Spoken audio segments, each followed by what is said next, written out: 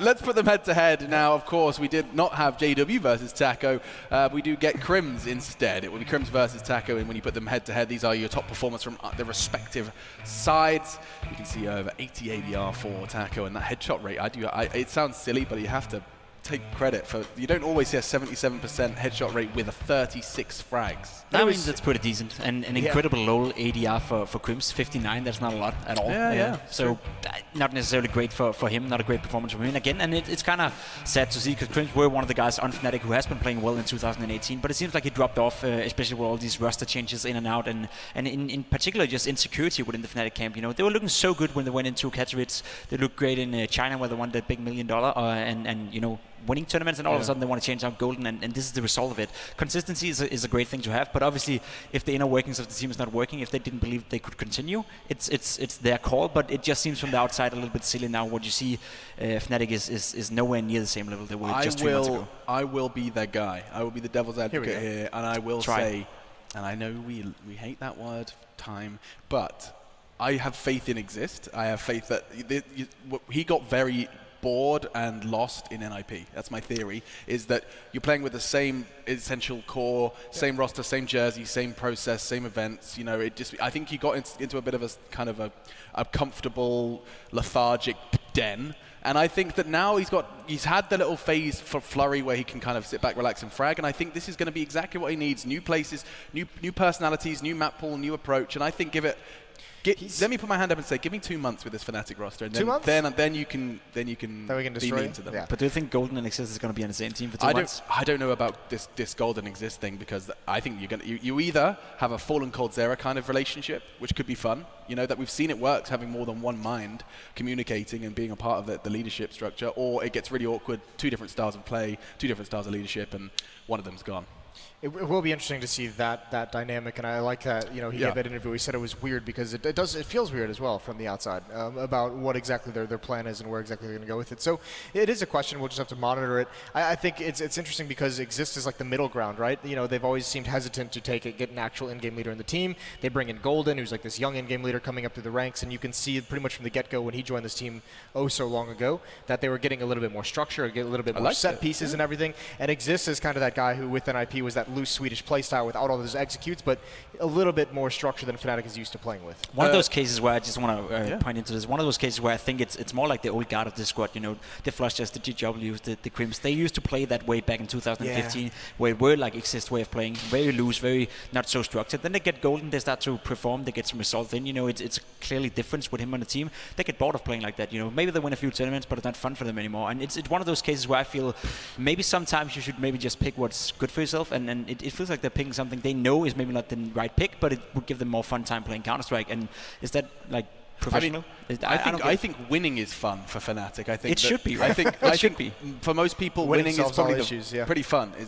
No matter how you're winning, I think it's definitely going to be probably one of the funnest things you can do in Counter-Strike. That's what I'm questioning right now with this move, right? So it's a great question. And actually, I have a question for you, which is you were critical of Fnatic's nuke, and I know you selected a clip to demonstrate that. What is it that you found? Yeah, it's just a nice little overview clip of, you can see it was 14-4 the scoreline, and Fnatic were already very behind in this one, and had no chance of really winning the game anyway. But it's a clip where Exist is going to come in off the gate area right here, and they're just so hesitant. Twist is getting the first kill right here, and you can see how they stop up. You know, everything is just freezing right here. They're waiting for the peak, nothing comes out, and then Liquid have like 3 or 4 seconds to get in there, rotate around, and all of a sudden it's a Liquid round, you know, pretty easy. Whereas had they just went in straight away, Exist wouldn't have stopped up behind that smoke, and a little bit less hesitation, it would have been a round for Fnatic in their favor. So it's just a craze of showcasing how insecure they were in their own play on nuke, and often a great way to monetize.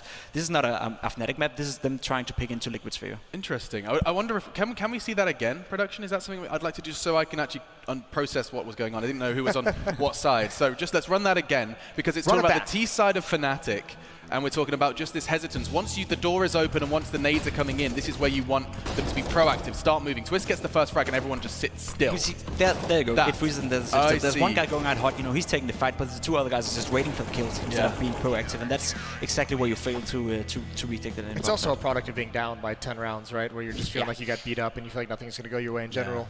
So it's pretty interesting. I think one of the things this Fnatic team is going to have to overcome eventually, maybe not right now, and this isn't to call them specifically out, because I think there's a lot of other teams that kind of fall into this trap, is when you have this core of 3 players that you know is just never going to part when you join as like a new player, you always feel like you're the one on the chopping block. You know, if there's Look at NIP's AWPA position. Exactly, and that's got to feel very weird as that new player. And it's not unique to Fnatic, so I don't want to call them out on it specifically. Obviously, like you mentioned, NIP's gone through it. You know, there's been plenty of other things. Probably Virtus Pro, probably Mihu feels like it a little bit as well. But it's just such an awkward place to where you feel like there's so much pressure on you to perform, and if not, you're the one gone, because these guys have been playing together for 4 or 5 years now. They have what you could never have. You can't have 4 years by joining a team. The bond like of championships. Absolutely, and major wins for some of these rosters we're using as examples. Let's bring up the Group A bracket now, because this is the Group A concluded. We have our playoffs, we have our semi-finals locked in. Yes, Astralis Liquid celebrating and all dressed up, ready to get on with those semi-finals. That means that Team Liquid is going to play NRG in the semi-finals, so that's going to be a rematch of the upset that occurred in the quarterfinals last week in Ukraine, and that is a big match for Team Liquid. They need to prove that they have that North American dominance, that they are actually the best team in the region, because as soon as it seems solidified over Cloud9, NRG's come up out of nowhere and just surprised them, sucker punched them. It's right brutal. in the dick. It is absolutely brutal. Now that's Group A locked in. There's only one more spot in the playoffs, only one more opportunity for a team to walk out to this fantastic crowd. It's going to be even more packed tomorrow for the grand final, Championship Sunday, and that's all going to be coming up tomorrow. We have just one more spot and 2 teams battling for it. Freya's managed to find one of our last quarter finalists backstage. Hi everybody, I'm with Body from G2. So how are you feeling about going to this matchup against Faze? It's a matchup we know since we've played the exact same 1 year ago. It was the elimination match from group stage, and I mean, we have a revenge to take, so I'm feeling good. So you guys have just come off a win against Luminosity earlier. What enabled that strong performance? I guess we just played our game and we've managed to fix our mistakes from yesterday. And yeah, we've played good, and I have a good feeling for the future. So both G2 and FaZe have claimed the ECS title prior. Does this make the rivalry even more strong going into this matchup? Can you repeat the question? I'm sorry. So both FaZe and yourself, G2, have lifted the ECS title. So does this make the rivalry even more strong going into your next matchup? Well, we are both kind of new teams since they are playing with a standing, and we have a lineup that is 1 week old. So we're going to both give our best, I guess, and make a great match. Oh, thank you. We're going to throw to a quick break.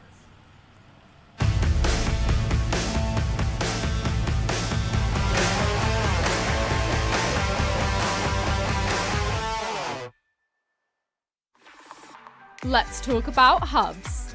Oh, what's a hub, you ask? Think of it as a miniature Faceit, with all of its tools at your disposal.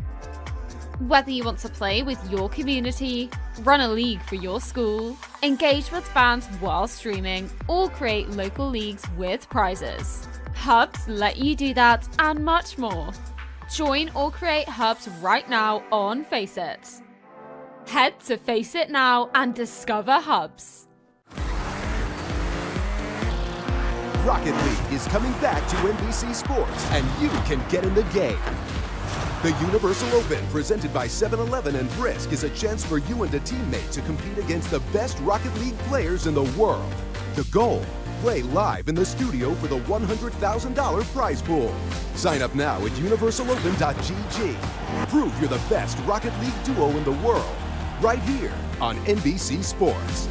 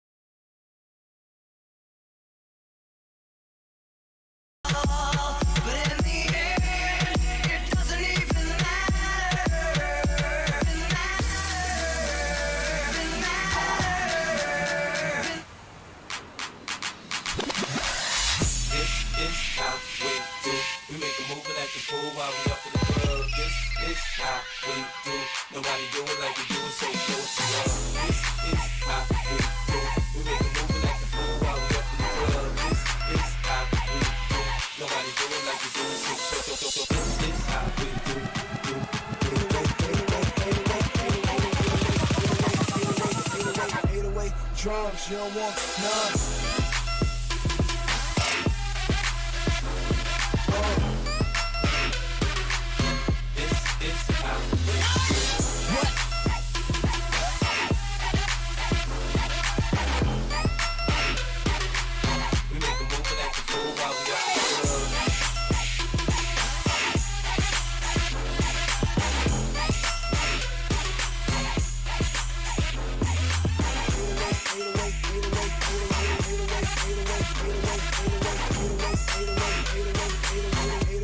Drums, you don't want none.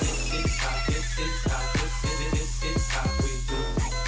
This is how we do. This is how we do.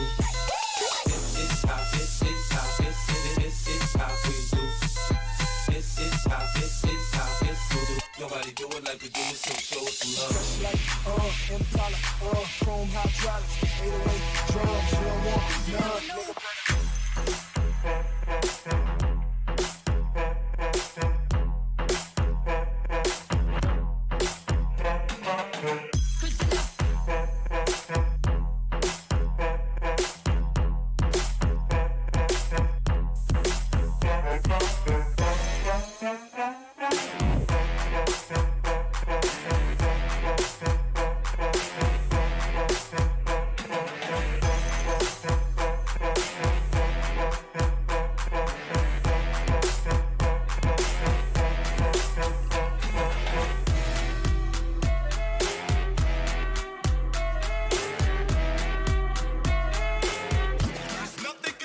I'm all the way up. All the way up. All the way up. All the way up. I'm all the way up. All the way up. I'm all the way up. Nothing can stop me. I'm all the way up.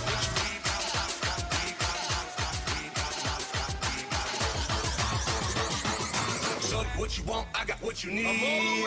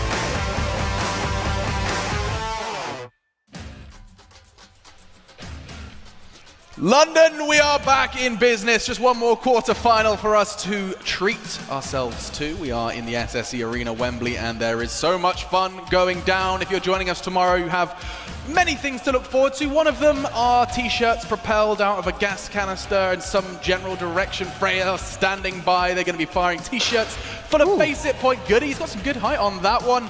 That's all right. Was that an actual catch? Interception there? You're not going to be seeing them fly out. So I think apparently there's close to a million Face It points in a T-shirt. 1 million Face It points. 1 million? That's Dr. Evil, isn't it? Yeah, I was going to say that's some awesome power stuff. You know, I only found out a year ago that they were all Mike Myers. Yeah, him, Dr. Evil, fat bastard. Yeah, I thought it was. I didn't quite process that as a young child. No. What do you think about Austin Powers? I have no idea what you two are talking about. It's got some oomph. It really has, this air cannon. I some love power it. on that one, yeah? So in the States, you have to be certified to operate these things. Oh, so you have to go through a training class. What's up? Honestly? Seriously? Yeah. So I have a good impression. Okay. I can do an impression of a grenade launcher. All right. I haven't done it in a while, so I'm not sure it's going to be good. Hang on. Well, listen, not to rust off. Are you ready? Ooh, what do you think? That's not bad. That's the GoldenEye grenade launcher. GoldenEye or like Call of Duty 4. Okay. The noob tube, as Did they you called play it. GoldenEye? Was that before your time? My friends played it. I was Okay. never kind of, what's the word? Good. Cool? At it. Good. No, I wasn't good. Sorry. Yeah, really bad. Yeah. What was that? Sorry. I don't know what we thought about. Yes, guys, hanging out at the desk with Jason Moses O'Toole and, of course, Jacob Pimp Vinegar. Cannot be more excited to talk about this one because, honestly, I'm bored of talking about G2. There's only so much that can be said. It's a new roster. It's exciting. And, absolutely, we all acknowledge that there's lots of questions that we still don't have answers to, and another best of 3 really will help us get them. But for Faze, there is more to be said, and I think I'd like to kind of just, dance between the two. In fact, why don't we get G2 out of the way? Let's do that. Let's start with the French, and in fact, let's go ahead and actually take a little closer look at this French roster so you can see the faces of that G2 esports, the Samurai. They've made some changes, and we're going to take a look at the French now before we jump into some analysis. Are a group of Frenchmen who are here to show that just because they added some new ingredients to their recipe doesn't mean that you won't enjoy their banger and mash. No, I think since we are a new team, I think every match will be experience for us. So the more we face against really good team, the more it's good for us. So we don't fear anyone.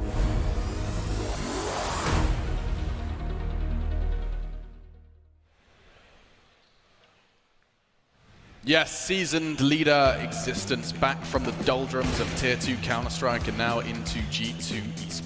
That existence on this roster is the most interesting and most intriguing part of this team to me. I'm excited to see what he can bring to the table. What he has. I have one big issue with G2, and I have one big issue with the French teams in general. Drop it. That I've had for a while is all their interviews are the same, and it's always about managing expectations. The interview Shox gave yesterday about, we've only had 5 days of practice. We just put this lineup together. We'll see if something special can happen. We're coming into this with no expectations, and we'll just go from there. And they said that, 6 months into the previous G2 lineup when they had everyone they could have wanted and they had all the time in the world. It's and boring. At some point, when do you come out and just say we're ready to win? It's boring, right? And it's the same record you hear over and over again. Yeah. In this case, obviously, there's some truth to it. They need time. They are a new roster, and it loses its impact when it's used all the time, doesn't it? Exactly. It's every single time. As I said, I do feel existence is the only, or one of the only interesting parts about this team. Obviously, having Shox and Kenny S is a big thing, but they've been around for so long. But existence has been away for quite some time now. He had his time in LDLC. He actually did some I would say, fine work with LDLC. He managed to keep them inside the ESL Pro League finals as well. Where they should have gone out looking at the players, but he managed to make the best out of them. Whereas on this team, I think he needs time, and I think he needs a roster change and some serious time to make this work. Yeah, it is interesting. Let's not forget that I don't know when I first heard this, but the G2 approach, he came out in an interview, was that their plan with the previous G2 roster was, let's go to an event and get that honeymoon period, and then just build off of that. That's a problem. That was the conversation they had of we'll just get that, that free couple of wins you get when everything feels good, and then we'll go from there. Yeah. Perhaps, it is time for a mindset change, and I can't think of a better way to do it than getting a brand new, hungry in-game leader-like existence. The big problem with that one is, for me at least, like they need to give him full control over this roster. They need to give him. I feel like they might. Yeah, it doesn't seem like he's only on a trial right now. As far as I'm concerned, he's like trialing his time right now. He's not part of the squad, and as far as I know, if he were up to make this roster, there was a lot of rumors surrounding it. But he said himself that he wanted NBK on his dream roster of the French scene, which he didn't get to do. So I don't think he's in full control yet. And I feel if we want to see existent, we leave the full potential of the French scene. He needs to be in full control as well. They were so dominant. They really were. The French Counter-Strike scene has definitely had its peaks. Not quite just yet. They're just the only scene that's like been so hesitant to bring new talent into the team. I feel like I did a talk show one time where they asked me like, what's your dream French lineup? And I started listing players off, and I was like, oh, you'd want Shox in there, you'd want Existence, that old school in-game leader, you'd want Kenny, you'd want NBK, and I'm just like listing that off, and I'm like, holy shit, I'm just actually building like a 2013 French team. And I feel like that's exactly what's happened again here, and it's the only option they have because there's been no real outside of Body and outside of Devil and outside of Amanek and Devil. Yeah, like the LDLC guys. And there's been very few that have gotten the chance over the years, much less actually been given like a real chance and time to develop into a top tier player. And at this point now all the options are limited, and I'm with NBK on this one. I'm with the camp where he's kind of come out and he said I'm going international. I don't want to play in a French team, and it's just like this scene just seems like it's kind of run its course. I'm just saying, look, NBK wants an international roster. I know some UK players over here in SSC Wembley. He could start signing contracts. You are picking the one scene that might actually be worse than the French scene. Okay, I'm having absolutely none of that. Wembley. Give us. Yeah, that's right. Yeah. Wembley. Hurt his feelings with your bassy voice. No, it's a bit of a meme, the UK Counter-Strike scene, but we are here. If we can't necessarily be on Tier 1 Counter-Strike teams, we can be at Tier 1 Counter-Strike events, and then definitely the UK has demonstrated that, and it will continue to do so. A major around the corner here as well. For now, though, let's take a look at Faze, their opponents and absolute favourites in this deciding match.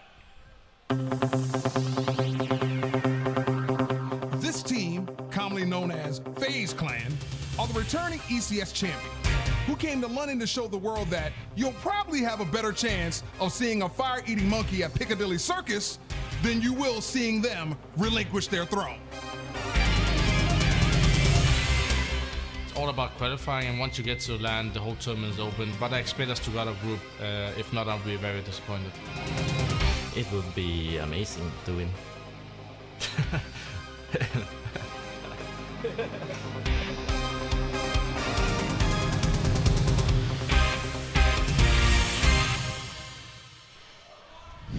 Absolutely love it. Yes, Faze Clan, and they've got some fraggers. Mad fraggers. Karrigan occasionally does deliver, and buckets and spades, as we got to see there. But yes, the hard hitters, you know their names. I don't even have to say them. You'll read the kill feed if you're desperate. This is a roster of stars, and I just want to understand, they are clearly managing their expectations. Jason, are you? Yes. Yeah, no, this team is just kind of. They are the second best team in the world. It's just that weird limbo phase where they've had this stand-in for so long and exist. You kind of stop considering him a standard at a certain point since he's been playing for so long. Now with Chrome in it, it's a whole different bag. But actually, I think this is kind of helpful for them to have someone like Olaf Meister not in the roster, just because it did at times feel like they're so good, but it did feel like they had so many stars, right? And now you actually are. You naturally you have to have space for Nico and Garden to take bigger reins with Olaf Meister out of the roster. So in some way, I think that's very, very cool. That's the positive way of looking at it. The negative way, I would say there's no doubt that Kroman is not at all at the same level as Olaf Meister. Yes. Neither is as Existence. Maybe individually as a player, turning headshots in and stuff like that. But when it comes to experience, when it comes to communication, which is something Faze relies a lot on, especially with all these star players around them, I think they're going to have problems with that. And this whole concept of having a stand-in or a new stand-in for every single tournament should have been Howie in Belo Horizonte. Now it's going to be Kroman anyway. It's just a mess for a team, and it even affects the star players. They don't want to practice. They don't want to put in as many hours as necessary to keep to this level, and especially to go up against teams like Astralis. Because what's the point when you're not going to play with this dude anyway in a week? Have you seen the head-to-head as well? My mind is blown. I was just glancing at it. I couldn't quite comprehend what I was looking at. We haven't seen G2 in any roster beat Faze in what has been about 15 games matches of Counter-Strike. I'm looking at it now, that this is all Faze. Faze have won every match up until the cutoff I can see here, which is in the middle of 2017. It's because, remember, when this G2 roster formed, we called them the French super team, and then when this Faze roster formed, this was like the super team to end all super teams. And it's actually like done that. Like, you can't create a super team, quote unquote, better than this one. This has, literally, if you went to like an HLTV forum post that said, pick your 5 best Dream Team players, and it's like, these are the 5 you would pick, or you'd 4 of them, and you could insert whoever, like some in-game leader for Kerrigan if you wanted to. But 4 of those players are the best at their roles, and we're at one point the best players in the world. It's time to see what maps are going to be played. Previously, G2 and Faze this year played Overpass and Cash. Just twice these 2 teams have met, and that was right at the start of the year in February. So let's take a look how this one goes. Bye Train from G2. They're obviously, that's good info for everyone else. You'd hope G2 isn't picking Mirage, so that's nice to see. They've gone to Inferno, they've gone to old faithful for some of the old school gamers as well. Mirage is going to come out. That I think you can kind of look at that for Faze and just say that's an automatic win. Just chalk it up right now if you'd like. Yeah, and we've seen G2 previously. They did leave Inferno and choose Inferno as their third map decider versus Luminosity. Didn't have to play it, but clearly comfortable on it. Mirage, yeah, that's a punish if ever I saw one. Yeah. Bearing in mind, Faze, they 16-1'd Luminosity on that map, and so that will be our second. I didn't even catch the rest of the vetoes, so that was a bit quick. I think that's Dust 2 is the third map? Dust 2, yeah. It is? Which would be cool to get to, but that ain't happening. Don't get too excited there, Alex. Oh, man. I know, I'm sorry. We still haven't had a Dust 2 here in Wembley. I'm counting on it tomorrow. I'm counting on some curveball. You could say this G2 team is a few sandwiches short of a picnic. Hey, he's learning. It's not bad. Yeah, you got any Cockney rhyming slang? No, that's it. I thought the only ones I would have would be from Austin Powers. Okay. Pork pie and a bag of trout. Pork pie. That isn't. What are you talking about? I don't know. Pork pie. And it's been a while since I've seen that movie. Okay. It's supposed to be lies, isn't it? Like apple and pears. Stairs. Stairs, yeah. I'm too young for this. Dog and bone. I'm way too young for this. Okay. This is English. Fortunately, we have a way out of this shambles of a segment, and we can actually go ahead and check in with someone who knows what they're talking about. Freya is hanging out on the stage. She's going to be getting those players onto the stage. We have 2 incredible teams for our final matchup of the day. Faze with the brute force of Nico and Rain take on the Frenchmen of G2. So ladies and gentlemen, make some noise for G2 and Faze.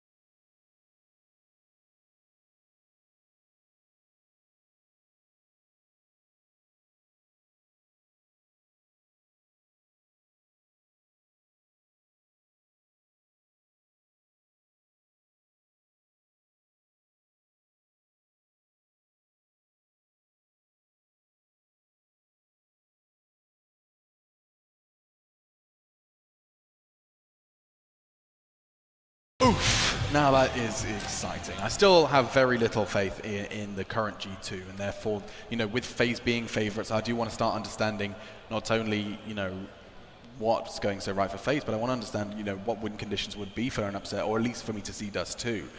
Do we start listing off player names? Do we need a, Titan Kenny to show up again? Yeah, at this point, all you can really say, because we don't know what they're going to come out with tactically, all you can really say is that it's got to be Kenny having some kind of an incredible game with the AWP. It would have to be, even on top of that, you'd probably also need Shocks to be having an incredible game. So, yeah, it literally is just going to come down to some kind of an individual, amazing performance for G2. Okay, so just someone start listing off players, Jacob, yes.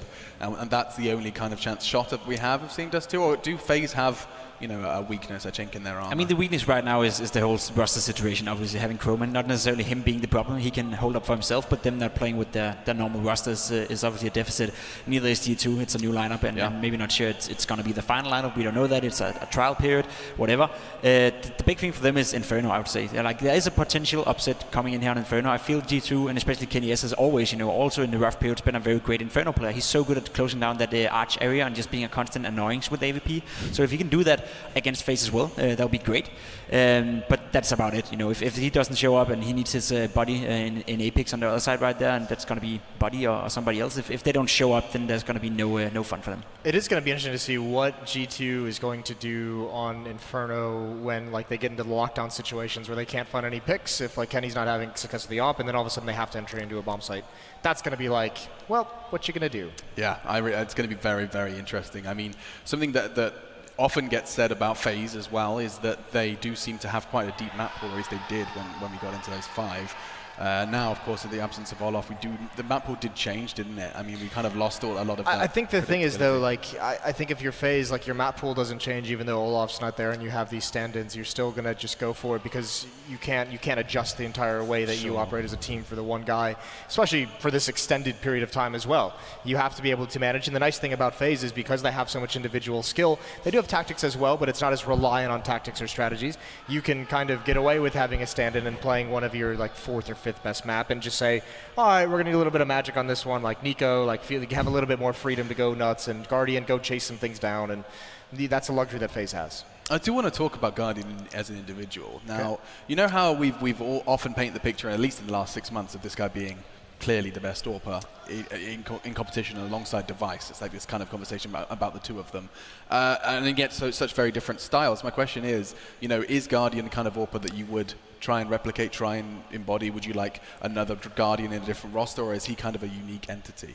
Depends on what you're aiming for. He's one of the more, I wouldn't say necessarily defensive AWP player, but he has his own style, Guardian style, I would say. Yeah, but that's what's so interesting. Both of those players we listed have styles you could describe, or at least try to. Yeah, that's true. I would say, though, Guardian has lost a little bit of that inch and a little bit of that touch he had 6 months ago, or when he was in Na'Vi. I would say the best AWP player on this server is Kenny S. I don't think Guardian is... a fan favorite. Yeah, it's nice. It's nice. Now to continue on the point, I don't think Guardian is the best AWP player in the server right now. I think Kenny S is better. I think he's more effective, and I think had Kenny S had a better team and a little bit more stable surroundings, he would have been a better player than Guardian is. Wow, that feels like quite the gauntlet thrown down there. Jason, Step aside, Tucker. You want to bite? You want to bite on that? No, there's probably some truth to that, I think. I think Guardian has one unique aspect to him that puts him above pretty much every other AWPer, and it's when he's feeling it and when he's in the mood. Guardian has this knack to go hunt down and chase down rounds. Like he'll push in an area where you don't see AWPers push, even someone like Kenny, and he'll just go find 3 kills in sequence and he'll just win the round for you. And very few other AWPers do that. So I mean, I think your question was, is this an AWPer you would look to like replicate? You can't replicate something like that. But the cool thing is when Guardian isn't in that kind of a mood, he actually plays really solid fundamental. His positioning is really solid. Like this is an AWPer that plays like a smart style where he's setting himself up for as much success as possible. And I do feel like he has got a nerdy arsenal. Like sometimes you see him line up with some filthy little pixel. There's a wallbang. I mean, the cobblestone wallbang is simple. We're kind of starting. He has pop flashes, Molotov for every corner. He is a player outside of just that zoom banger. Here's the thing. If I was like talking to like some kind of a new player who wanted to be an AWPer, I'd probably tell him to watch Device. That'd be my AWPer to go watch. Yeah, fair. Just because he has such a solid style and he doesn't try and do anything super crazy. The one obstacle to Device's style is you rely a lot on your teammates to help set you up and get you into a good position. And at the lower levels, that's probably the hardest part of becoming a professional, is finding teammates that are not, complete and potatoes. And the problem of that mindset is you get potatoes shouting at you to drop them the AVP because they think they are Device. And they think they deserve that space. It's good stuff, isn't it? Yeah, get it out of your system, Alex. That's right. Get it out. Or release the anger, unleash the hatred. It makes you powerful. Oh my goodness, the amount of times. I would actually beg to disagree with you in the way you describe Guardian right there. I don't think he's one of the most fundamental AWP players. I think he's trying to be sometimes, and I think he fails quite a lot to do so. I think when I look at Guardian play, I'm a big Guardian fan, don't get me wrong, and I think he is one of the best AWP players, and I do think he has the highest peak, especially when he was playing in Na'Vi. He was unstoppable. Maybe Kenny S back in the Titan days. I was going to say, that's a pretty big peak, yeah. Maybe an even higher peak, but more recently, we've seen Guardian peak the best with AWP.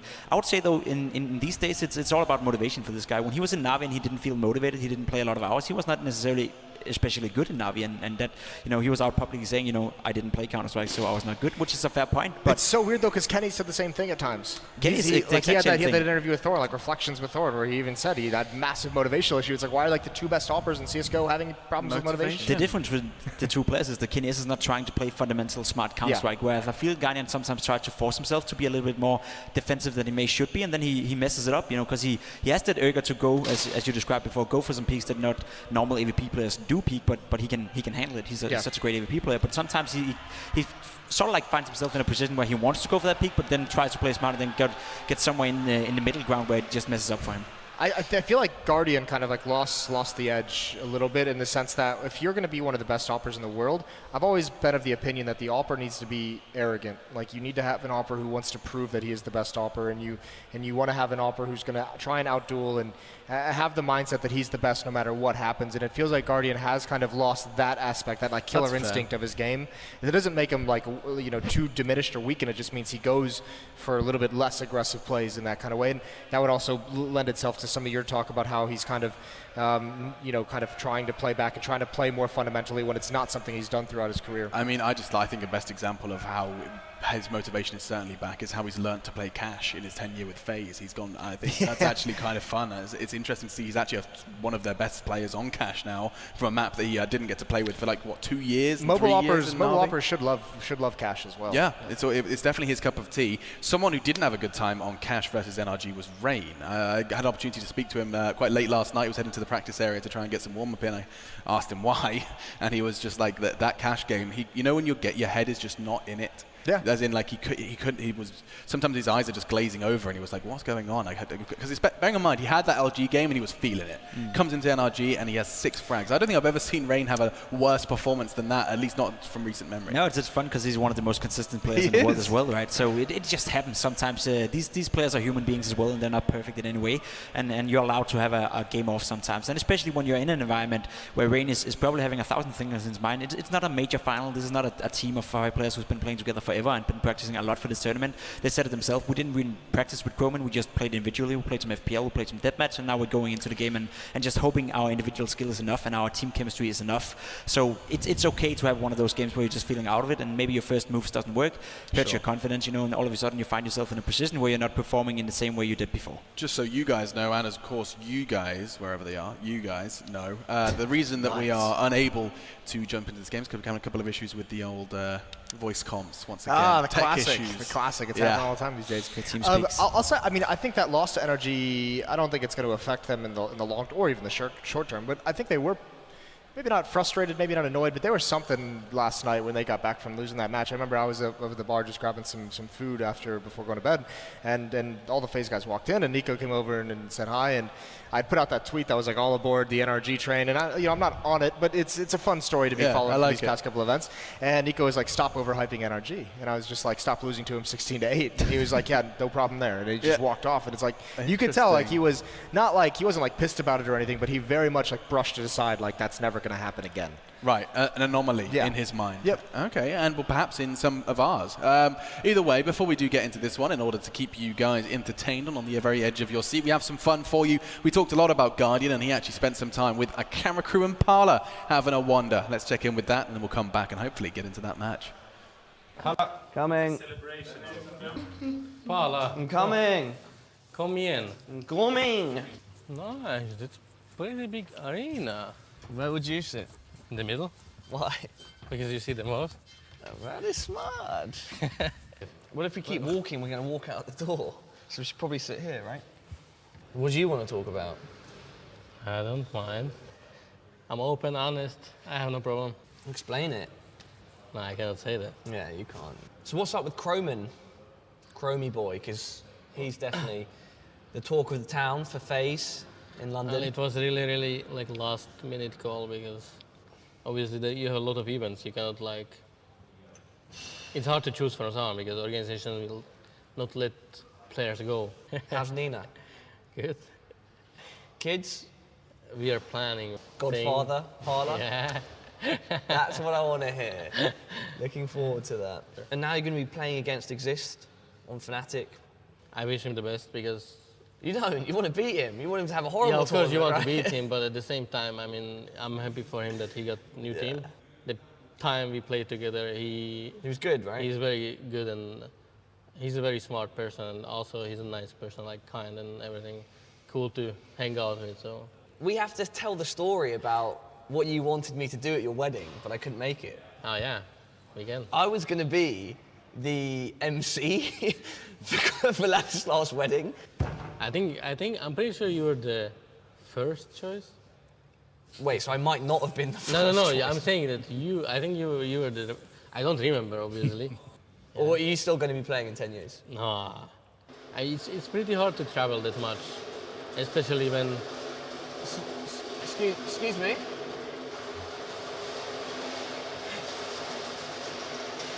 Sorry. Yeah, it's fine. okay. But let's move on. Let's do the interview. Oh, okay, right? cool. Perfect. Ready? Ready. Rolling? What is going on, everybody? I'm here with Ladislav Kovacs, also known as Guardian, the AWPer from Faze. Great to see you, buddy. Great to see you too. Okay, cut. That was not good. It wasn't good? No. Okay, so we one more time? Yeah. All right. What is up, everybody? I'm here with Guardian from Faze. It's great to have you in London. Thank you. I'm happy to be here as well. Is that okay? Yeah. Yeah? Perfect. There you go. That's Parla hanging out with Guardian. Did you know that Guardian asked Parla to be the hype man at his wedding? Did he? Isn't that cool? I didn't know that. That was what they said in the video. Oh. Yeah, we can't hear it, but I watched it. Yeah, earlier. okay. Yeah. Okay. Asked Did he him to do be it? the hype man. No, he couldn't make it, but how funny. Can you just imagine Parla? Like, he's in a room of like kind of Slovakian Guardians friends. He's like, what's going on, guys? That would be pretty baller. Should have asked you. That's so funny. I love it. We would need a live stream. He was his first choice. I mean, I love that. I love that Ladislav and Parla, after all those post-match interviews, have got to a bond. They've built such a good relationship. He's going to be emceeing his wedding. That would be something else. But no, alas, could not happen. But I'd have paid good money to be there and experience that. That would have been content. Paid for tickets, yeah. Yeah, Tarek's all over that. That's content. He's looking for players' weddings to attend right now for more YouTube uploads. Talking of YouTube, a couple of reminders for you guys as well. If you're watching gaming.youtube.com, you can watch the same stream, but you can also connect your Faceit account, which enables you to get some drops. We've got 2 Dragon Laws. That's over 900,000 points. Well, I don't know why I'm not just saying a million. Either way, you can get yourself 2 Dragon Laws. They're dropping it, as well as a £450 Steel Series gear pack, whatever you want to call it. And a car. And stop talking about this Faceit car. It's so unobtainable. It's so hard. How many points is it? I think it's 10 mil, and we at some point we've dropped 5. So you could get 2 5 mil drops if you connect your account. I could use a car. Yeah, I wouldn't mind. Free car. Get my license at some point as well. Let's not talk about that.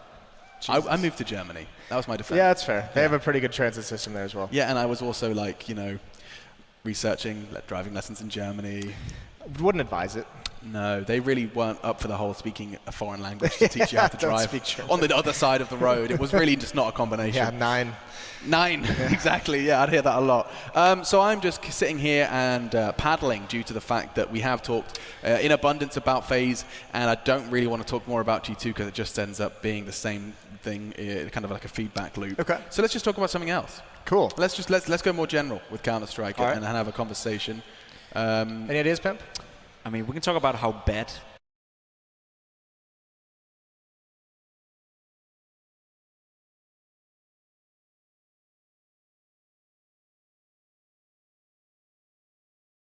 Yeah, man, the quality of Counter-Strike's gone down so much. I actually think that, yes, it is a state of disarray. We have got some positives to look at as well. Astralis have truly started to revolutionize Counter-Strike, and if anyone wants to win anything, which they do, albeit perhaps it's easy to get a bit blinded by people, lacking motivation and some big personalities making that public, I think that now, seeing what Astralis are capable of in a good framework is only going to make more teams eventually corral and actually start to replicate their kind of format. I think Liquid are a prime example of that. Yeah. May not be the finished example of what Team Liquid will look like, but I think if they do what Astralis have done, give them 6 months, use that Liquid facility that they've got, treat it like a day job, and I think Counter-Strike's going to, I think, generally going to be on the up and up. I think this, yes, may be a slump, but I think, it's the rain before the rainbow. I don't necessarily disagree with you on that. I just think it's going to be a build-up to the major coming up after the summer. I think we're going to see SK back in shape. I think Faze is going to get there. Yeah, I think Faze is going to get back to their normal shape. Astralis is going to be Astralis, and now Liquid can be one of those contenders. Navi as well, with Symbol being the best player in the world.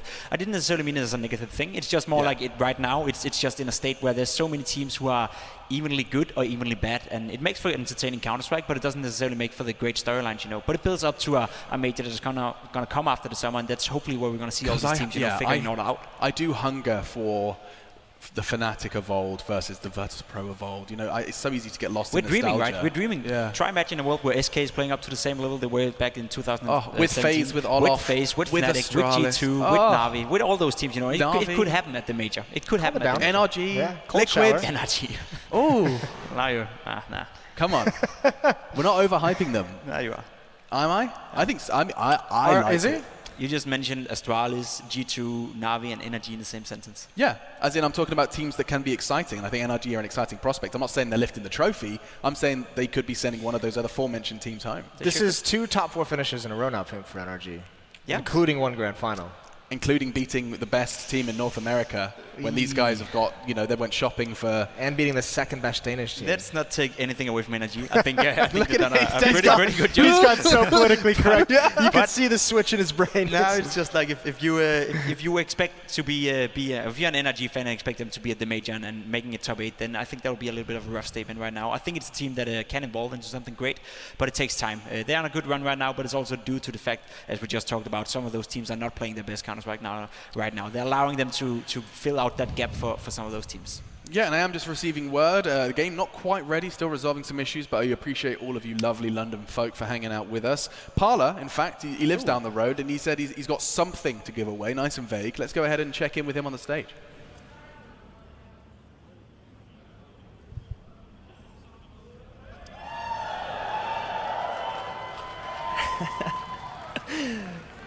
Alex, I do have something to give away. One of our fantastic sponsors here at ECS, Vertigear, have provided us with a chair. Not just one chair, multiple chairs, ladies and gentlemen. I'm addressing you all in the crowd because you guys have a chance to win them. And it's very simple. It's very, very simple. All you need to do is sit there. Just stay in your seats. And that camera above me, that crane camera, is that what it's called, a crane camera? The jib, exactly. Wave to the jib. It will eventually land on someone. And when that person is found, they will be our first winner of the wonderful ECS branded Vertigear chair. So who would like a chance to win this fantastic sitting object that I'm currently upon right now? Anybody in the left?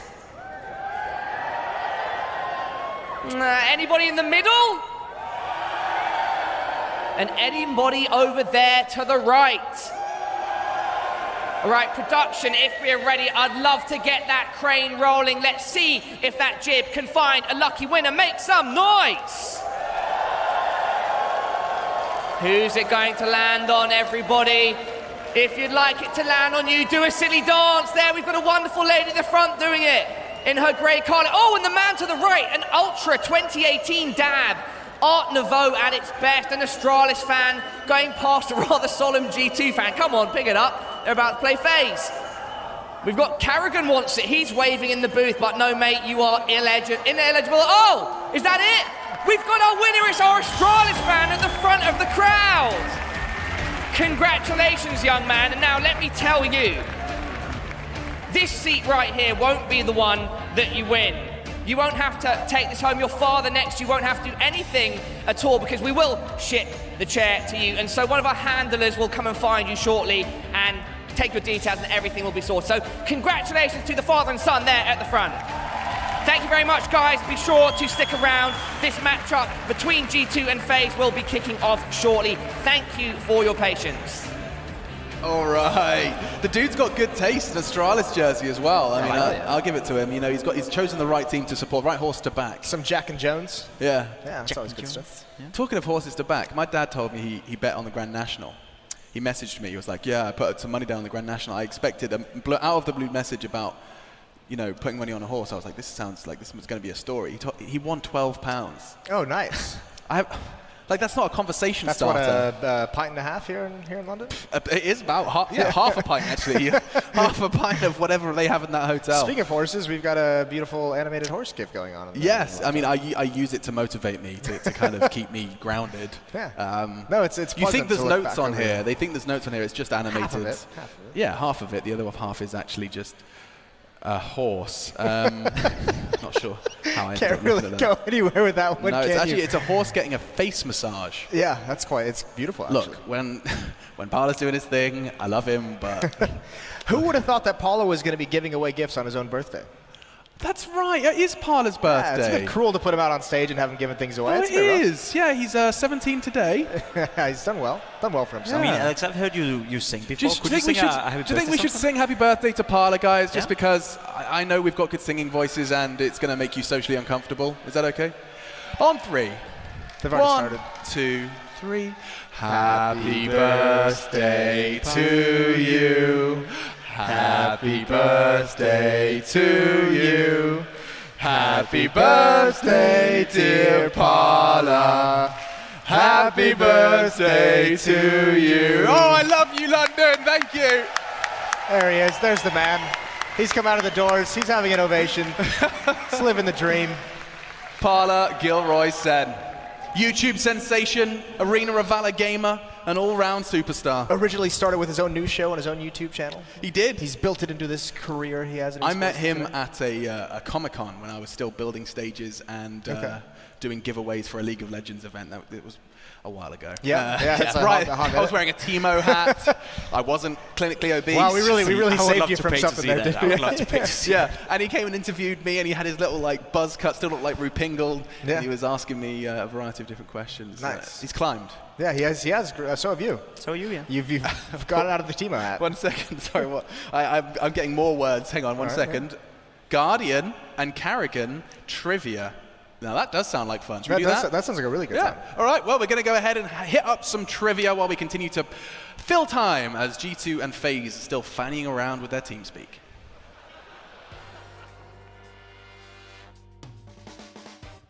Hello everybody, I'm Nathan Fusco with Double Tap, joined by Faze Clan. Two gentlemen from Faze Clan. Kerrigan, Guardian, I don't know what to tell you.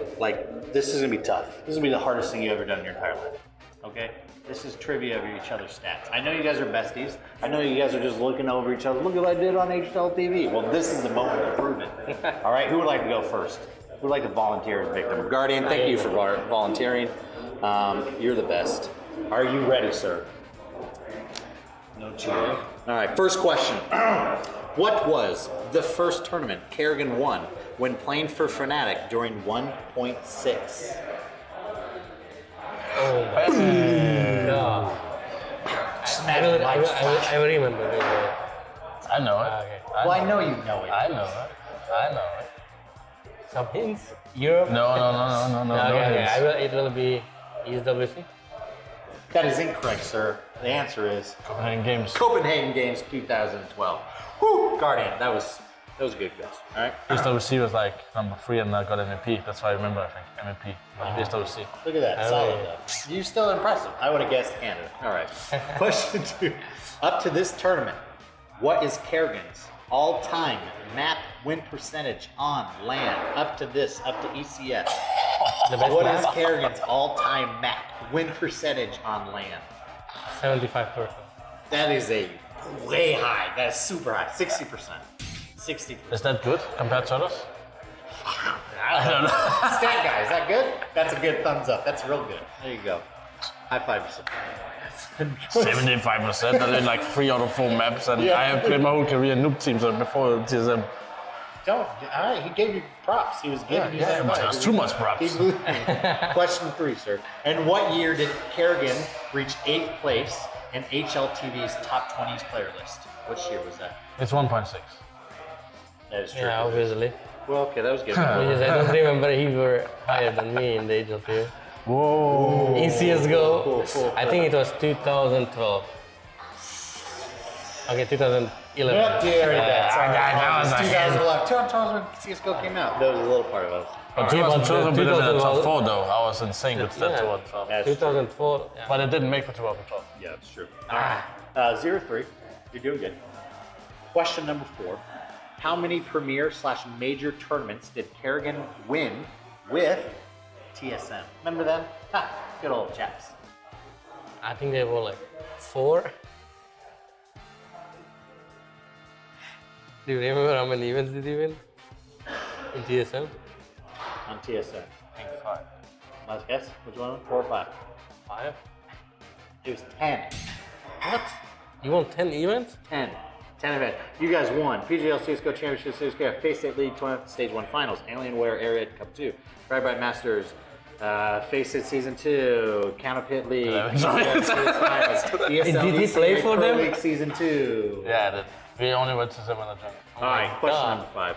What was the first premier tournament Kerrigan won with Face Clan? What was the first major/premier tournament Kerrigan won with Face Clan? You may give him a hint if you like it, because he's I will 0-4. remember. Right? I will remember. Wait. Are you gonna give me hints as well? If you're 0-4. Wait. Give me 10 seconds. First year. If you feel I like think the it was tournaments are a little Star Ladder. off, if you feel like the tournament's a little off, we'll blame the stat guy and I'll fire him. I think they won Star Ladder. Yeah. You are correct. Woo! 1 point. Nice, let's go. Fuck, I'm gonna get wrecked. I was between ECS and Star Ladder, but they lost ECS to SK, right? Yeah, we were close. Yeah. We were in Catchers final, then we played Kiev against Strauss. And we don't talk about Mountain. Or that was, I guess, Guardian. That was yours. Oh, well. Good times. Kerrigan, Oh no. It's 5K. Let's go. how many MVP awards from HLTV has Guardian won in total? Do you know this? Don't say it. I kind of know. He checks his stats, no big. So he must have got 1 or 2 now. Didn't win that many tournaments. We'll see. There was that real big cry one, remember? I know he got 1. Okay, 4. 4. That is a solid guess. Incorrect. 7. Way to undershoot your buddy. Way to downplay But your that- teammate. But is the 7 with the Sydney one in Faceland or? Yes, that counts, Sydney. Okay. Yeah, that's correct. All right, question number 2. What was the main team Guardian played for in Counter-Strike Source? Which was his home buddies? Which was his home team? Is this correct? Yeah. Okay, good. Stat guy, you pass. What was the team called? Who played in this Slovakia team? Wow. Real teammate, huh? Really care about your friends. I mean, we already talked about it. I know We had a beer. when you're gonna say it. I know the name when you're gonna say it. We had a beer about it. We shared stories. Talked about our wives, being married. Good. Remember that moment? I can't remember it. What was the name? Reason Gaming. Reason Gaming. Reason Jeez, buzz. Number 3. What was the first major/premier tournament Guardian won with Navi? You have to go far back. Oh, you have Oh, to. slap in the face, huh? You have to. I think. Yeah. It's not slap in the face. Is this correct? Is this there? Right? Yeah. Yeah, good. I don't trust our stat guy. I'm gonna take a random guess and say Starter. Yes, you're correct. That was a good wild guess. Yeah. You gotta make Big chance now at home. Little crowd on the side, little casters on the side. I remember I came to A, B. I came to Navi in 2013 in the December. We played final against Polish guys. We lost. Oh, that was the one that Then we were all completely bad until the start of there. The start of there, we won against NIP and I think LDLC French team without losing a single match. The whole event. Oofa, oofa, boofa. Oof. I'm just saying A, B. A, B. Nothing else you need to know. A, B. Number 4, sir. In what year was he ranked 2nd in HLTV's top 20 ranking? Easy. Yeah, we always talk about it. And who was first? Oh, we have Double both in our whammy. team, man. 2015, Odo first, got it second. Damn it. Yes! I only hear about this all the time. In 2015, I was second, Odo was first. This year, I'm gonna be first. That's why I know it. Thank you, buddy. I have 2 points, right? You have 2 What points. do I get? You're gonna get some foot. You can smash him 3-1 if you get this next question. No, you don't take that much confidence. You're gonna donate a point to him? Like he cannot smash me 7-1 like Brazil. Yeah, it's true. I get Germany. Last one, sir. It doesn't really matter. Up to this tournament, how many op kills has Guardian accumulated on land throughout his CSGO career? What the fuck question is that? That is way too hard. So it's per map or what? If you can, if you're in the same, I'll give you a big rounding number. Let's just say that. Oh wait. Is it event or is it per map? Land. His In total land accumulation throughout his season. It's like you're counting like Vasily Zaitsev, how many kills did he kill? Every map, every round. 7,564. That is a great guess, but you were incorrect. 6,937. I was going to give you. If I was just saying 7,000 straight out, that would be insane. You would have. I would have given. But I tried to play the Joker card. All right, it was a clear victory. Kerrigan really cared about his team. You know, he had easy question. Let's not be. The 2015 was easy. All right, Faze man, thank you for your time. I'm Faze with Double Tap. We're out. We're out.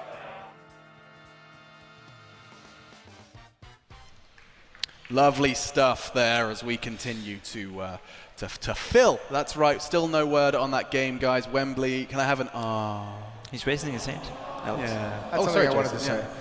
There's no way that TSM won 10 events. 10 premier and major events. No way. Wasn't that during the whole semi-final? That was during like the whole thing where they couldn't get past that one small issue of not being able to get to the finals. Yeah, I don't know. I remember they won. The only one I remember them winning was the first PGL season. Didn't win Barcelona, did they? No, Fnatic won that. Fnatic. Because that was the epic interview where I think it was Olaf actually just got up and just said, "Yeah, we're Fnatic. We just win these." Oh yeah, that's true. That was when they were being badasses. Baller as hell. I loved that. Yeah, I missed that. I missed that swagger. That Fnatic had so much swagger. Give me more of that. Astralis is just too cool and nice. They're like machines, like emotionless robots, right?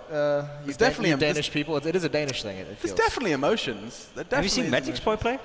Yeah, dude, it's true. That's emotions. But just when you put them all together, they do like it's like the Power Rangers. And they create this massive creature that just doesn't have emotions. And they've been given media training. Yeah, you know, someone asked them a question. It's like, yes, they played well too, and everyone's good, and everyone had a good time, and all round we were better, I suppose. Then we got Taco coming out there hot with no media training whatsoever. Just doesn't care at all. Yeah, Liquid are loving it. It's too good. Okay, so we need to find a topic of discussion. All right. I'm thinking, I've got some options for you in my little bag. I haven't really thought about this before I started this metaphor. Chad has one of these bags. He has lots of different questions. A little different process though. So we have, we could talk about our favorite map and why. Bit boring. I'll put it back in. That is not great. Okay. Now I'm just going to dive back into my brain. I like this one though. You like this one? This one looks good. You do? Mm-hmm. Okay. We're going to talk about a embarrassing memory from our childhood. Dear God. You like that one, Jason? Yeah, I like it. Start, Pimp. You go first. Jacob, you got anything for me? I'll put this back. I remember once when I was Here maybe 7, 8 years old, I was going to the zoo with my dad. Yeah. And he was very precautious about his car. We could never mess in his car. It's and a all fancy kind of car. stuff. Like Okay. a fancy car, and it had to be clean. He had a little pencil to wipe away dust and stuff like that. Okay. It was very, very serious. So we went to the zoo, and I went into the goats. I clapped the goats, yada, yada, yada. And then we had to go home. He didn't want me inside the car because I was dirty. So he made me strip down all naked in front of everyone in the zoo just so we could go inside the car at the parking lot. Bloody hell. That's intense. I never forgave him. You never forgave him. I like. Can I just clarify? When he said he clapped to the goats, he didn't like beat them up. He didn't kill them. Okay. He stroked them. I think. It's like being very nice. Yeah, pet them. Yeah, the classic So stroke the Jason, goat. now you liked this one, so you must have a great story for us. I didn't like it for me personally. No, I'm intrigued. Please. I don't know if I can't think of one off the top of my head. A broadcast ready one as well. That is there is a filter. Yeah, there's plenty of embarrassing stories I have that can be done not on a broadcast. Maybe in a podcast one day. Maybe we'll sit down. We'll talk it out that way. One day. So you got nothing for me. I'm sorry. I wish I could help you out on this one. How did you lose your hair though? That was a natural process. Natural? I guess that's embarrassing in its own right. Do you ever have one of those points? I wonder. I'm curious. Do you ever have one of those points where you lost enough hair to think, now I'm going bald. Now it's too much, or did it just fall off one day? No, it didn't just fall out. I didn't just wake up one day with no hair. That'd be a bit weird. No, it was gradual, and eventually just went the whole distance. I'm trying to think of an embarrassing story. Okay, tell you what, I've got a nice way out. I'm going to give it some thought. Okay. I'll come back to you. There we go. For now, though, it is more T-shirt time. It's the T-shirt party. We've got the Brigade. We've got birthday boy Parla. And hey, yeah, it's Freya. Oh, I did the sound effect like that. I've been working on that for a while. I don't think so. Okay, that's... Oh, hello. hello. They're loving it. Oh, he's gone for some air. He's done a bank shot off the ceiling, I think. No. I feel, these guys, they've got too much velocity to be aiming anywhere other than up. Oh my God, it's at the back. Hold the phone, she's got a cannon. Good catch. I haven't actually turned around. You can actually watch the whole process if you turn around with, hang on. It's exhilarating, Alex. Okay, here we go. Go on, Parla. Oof. Paula does look like he's straight out of like watch out for the lighting rig. Ah! Good catch. Interception. I just like to see a headshot or something. Paula, when he's holding that cannon, just looks straight out of Scarface. He's like a whole Al Pacino thing going on. Little friend here. It does look like he's saying hello to his little friend. Yeah, he's like saying Parla says hello to his little friend every morning in the mirror. Well, yeah. There he is. He needs a mustache. He does indeed need a mustache. And a head. Here we go. Oh my goodness. Nice and close. Someone's job is like T-shirt cannon safety. Imagine if that was like, that's a pretty cool role. Like, you're the master of the T-shirt. I think I'd make business cards that said that, for sure. Yeah, I reckon. I just call myself Cannon Man. Cannon Man. Cannon Man. Like, So now you're a what do you do? superhero. Oh, I'm You're a Cannon Man. yeah. Oh, Hello? They've done it? issue is fixed in a thick Swedish accent. That is beautiful. Yes. Yeah, give it a clap. Yes, round of applause. Yeah. They managed to work out how headsets work. That's good news. It is. We're just waiting for a couple of players to get back from their bathroom break. It's a long process. I might even pee after this, you know. But we are going to get back onto the Counter-Strike because it does mean we're getting close. We are getting close to kicking off our final quarter-final. So bringing it all the way back, it's Faze versus G2. Yeah, we can rehash it a little bit as well. G2 picked the first map. That's going to be on Inferno. It's an old classic. You know, they're all going to be comfortable with the map, if not necessarily fully prepared with the playbook. Faze goes to Mirage, which is not a great pick for G2. That's a bit of a punish. Yeah. That's probably where the series can end, but if by some miracle Kenny S and Shocks bring G2 to a third map, it's going to be Dust 2, another old classic, which would be pretty cool to see in February. I think we're going to have some very ugly Counter-Strike that's going to be very entertaining. I think both teams are currently in a state where they're not feeling too comfortable, but they have those individual powers in Shocks, Kenny S, Rain, Nico, all those players, you know, to show up. So it's going to be super, super entertaining. It's going to be a little bit messy, and I do expect Faze to be the bigger one for this. I think Robban is sitting down in Carrigan's seat right now. That's something I'd pay to see. See Robban back on the mouse and keyboard. Is that Nico singing in there? Nico, yeah, he is singing as well. Listen, I've heard the people from his region sing songs, and they can be pretty intimidating. Maybe it's like a battle song. You know, that there is something on my kind of like esports experience list that I have yet to see, and that's like a New Zealand team. Because they could do the hacker. Oh, do the whole dance? Oh, that would be so badass. Doing like the hacker on the stage in front of them, like on the walkouts. They could even like give them a little. That would be pretty sick. That would be so badass. Isn't that the one the actor who played the? Who are you trying to say? In Game of Thrones, he played like the Mountain. No, he's definitely the guy not, who ripped out the other New dude's Adam's apple. I forget his name. Spoilers. Jason Momoa, that actor. He did that dance as his audition for his role. That's right. Yeah. Oh, that is right. Yeah, Jason Momoa did it. But yeah, no, it's like the All Blacks do the New Zealand rugby team, and it's terrifying. Is it? Yeah, absolutely. I'll show you a video after this. Okay, it's an old war dance. It's terrifying. But either way, so quickly jumping into this one, it sounds like Casters players and I think Wembley are ready. Counter-Strike time! Absolutely! I'm so glad you've stuck with us. You've still got energy. That is a UK crowd and proud. Faze versus G2, and G2 haven't found a win versus this roster in what's nearly been 12 months. Looking to break that here in London with your casters. James Bardolph and DDK. Thank you very much, Alex. Can't wait to finally get into this one, G2 and Faze. I mean, what the hell do we have on our hands here, James? We've got stand-in for one team, brand new roster for another. I agree with the desk. I'm leaning towards Faze massively. You have a similar sentiment. Where are you at? Firstly, thank you to Alex for towing the line there. Secondly, I think it was one of the comms PCs which exploded in one of the, or didn't work in the thing, so they replaced it, which is why it took so long. So thank you for your patience. I mean, you can't really pick G2, right? You can't favour G2, but you hope for a surprise. I'll go that far. So let's see what Faze Clan can do here. Robban has stepped out of the chair and Carrigan is back in. The knife round is about to start, so we'll see who starts on the CT side here. G2 holding top mid waiting for FaZe Clan to come in. So I'm looking forward to this. I mean, the more we see of this G2 roster, the better. We just hope that development is fast.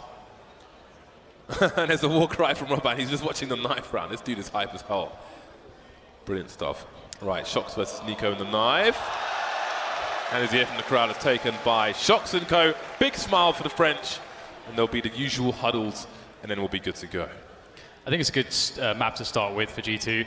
Again, you know, we saw it with the Fnatic matchup as well. It's a map where pretty much every team can find comfort on, even if you have a stand-in. It's pretty basic, you know, what you can expect, and it doesn't change too hugely team to team. Maybe it's that T side that can get a little bit annoying, but you know, if you have a default, it's kind of easy to insert a newer player to your roster or to into certain roles, and it's pretty fluid, I think. So it should be a good way to start for G2. They get that CT side. If they can get off to a good economic start like Fnatic did, hopefully they can convert it a bit better. But Fnatic did have that 8 rounds good start. So G2. Faze in the huddle moment. I was going to say Faze in the huddle. That doesn't. Oh god. Thanks, I hate it when that happens. It's like, you know, when you have players who have names like Simple. It's like it's just implanted into your brain. You're just going to make a horrible pun at some point. It's going to happen.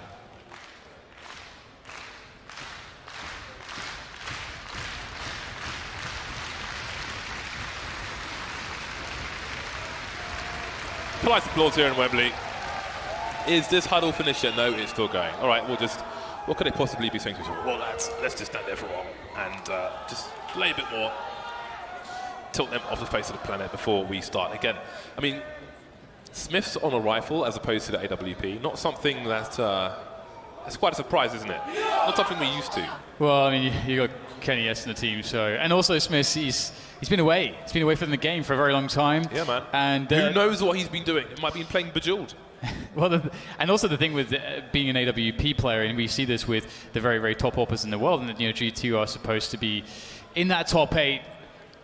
You need to study all the other AWPers. You've got to study all the angles. You're going to have a really, really good and solid amount of research going into being an AWPer. Just a quick note before we kick things off here. There is a 20% discount off of premium subscriptions at the moment on FaceIt. So fce.gg/premium, get involved, get a subscription, 1, 3 and 6 months. Right, soon into this pistol round. Body's got the CZ and a smoke grenade, so he's expecting a rush somewhere, or he'll try to deal with one if there is one. FaZe Clan waiting for the buy to continue. Will we see some P2 fiddies here in this pistol for the T side? Croman, the only person who hasn't bought just yet, he's going full utility, grenade, flashbang, and a smoke, and we're into it. Okay, so we'll have a pretty passive start, a lot of running around in spawn. Is this a full start? Looks like it might be a bit of a full start. Why not, James?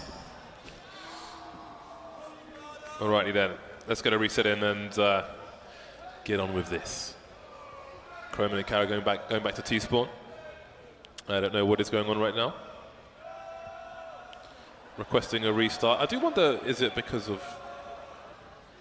Who knows what it's about, but we'll soon find out. All right. I think the reset's coming in very shortly. Are we going to see another explosive pistol round from Shox? He's becoming notorious for pistol rounds at ECS finals. Existence in good spirits. If I'm not mistaken, he used to be a sniper rifle way back. Player way back when. Yeah, before he was an IGL, he was a very, very savage AWPer in Source. That's what I would like to see come back. Existence on the AWP. That would be interesting.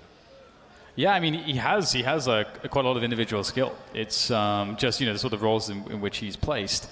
I mean, of course, we have not seen him at the top level of CSGO for quite some time. 2 years. Yes, indeed. And Smith, again, we can't really emphasize enough, you know, he hasn't played professional Counter-Strike for almost about as long. So it's a really interesting situation. It's pretty cool, I think, for Body at the very least. You know, Body is one of the newcomers to the top scene in France, and it's hard, as they mentioned on the desk. It's kind of hard to break through. It would seem. But he's one of the success stories, and he's still a very young player, and his career is still very young compared with the players sat across from him and next to him. All right, so somebody missed sports in the pistol round, so the match is being recreated. So that'll take a second or two. I like the interview with Croman where he just sort of just doesn't really know what to do with himself. It's like, you know, do you guys think you can win this tournament? It's like, yeah, that's it's like he's actually just got it. He's on a yeah, exactly right. He's on such a sick team, so it's really impressive to see him slotting into the. So far in the games we've seen, he's slotted in really well actually to the. Oh, Faze Nico's been trolling Rain for a while. Actually, he put his hand in Rain's hair, and I was like, oh my god, this could get explosive. So they're in good spirits in the Faze Clan booth. See Robin in the back there. Rain is the Bond villain. All he needs is the white fluffy cat and a swivel chair. He's already got one of those, so. If you were a villain, what kind of villain would you be then? I'm a villain in the game, James. I'm a nerd. What other answer would you expect? That's a good answer, to be honest. I'm a nerd is the answer that really I should have expected. Okay, we're back on the server waiting for the last person to connect, and then we will have the last match of the evening.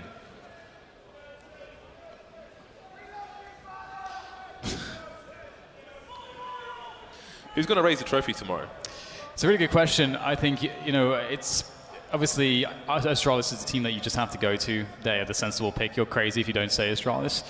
However, you know, there's a lot of opportunities, you know, for teams like NRG to try to dismantle them. You never know. I mean, NRG, when they're running HOTS, it's quite scary. So definitely a chance for them, but Astralis definitely the favorites going into it. I think there's... Right. Here we go. I don't know who... Sorry to interrupt you, Dan. I don't know who misbought, because everyone seems to have the same thing as they had before. Body again with the smoke and the CZ, and they spot a lot of players going towards Banana, and Body's the one facing, actually, so misses the corner of the smoke, but the kills are all flying in here for G2. Leaving Rain alone. He's got the bomb and there's nobody on B, but how can he know that? Does he realize how many players are on Banana? They're all standing there together, not giving anything up, and he's going around the world all the way to the A site, it seems. So interesting. G2 just holding, all four of them holding position in the 4v1 without seeing the bomb, actually, and which is interesting. And obviously this is the safest way to play it, but you know, you think there's a world that they could probably deny the plant. They try to use a numbers game, but they're giving an enormous amount of respect to Rain at the moment. And it looks as though Shox is going to be the first man, or the closest man at least to Rain. And Rain's got 34 HP, he's just given his position away to Shox, who's close enough to hear the stepping. There is surely no way that Rain can do anything here. But he has got the bomb down. That's a pretty enormous effort in of itself, considering. And I think, you know, G2 sort of made Faze to look like fools there. I mean, if you have a mid-rush, when the T's decide to go for that blind B rush, that's going to happen.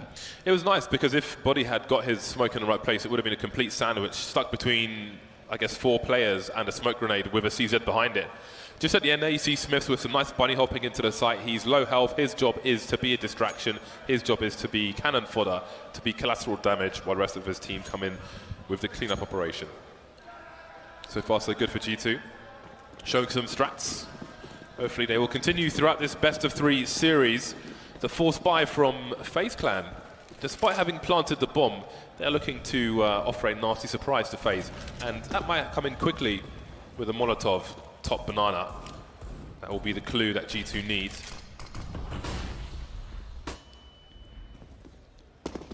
Body, we're just checking the common positions. They don't have an enormous amount of grenades, so normally what you would do is use flashbangs to make it safe. You know, you would toss in maybe double HEs onto the logs position.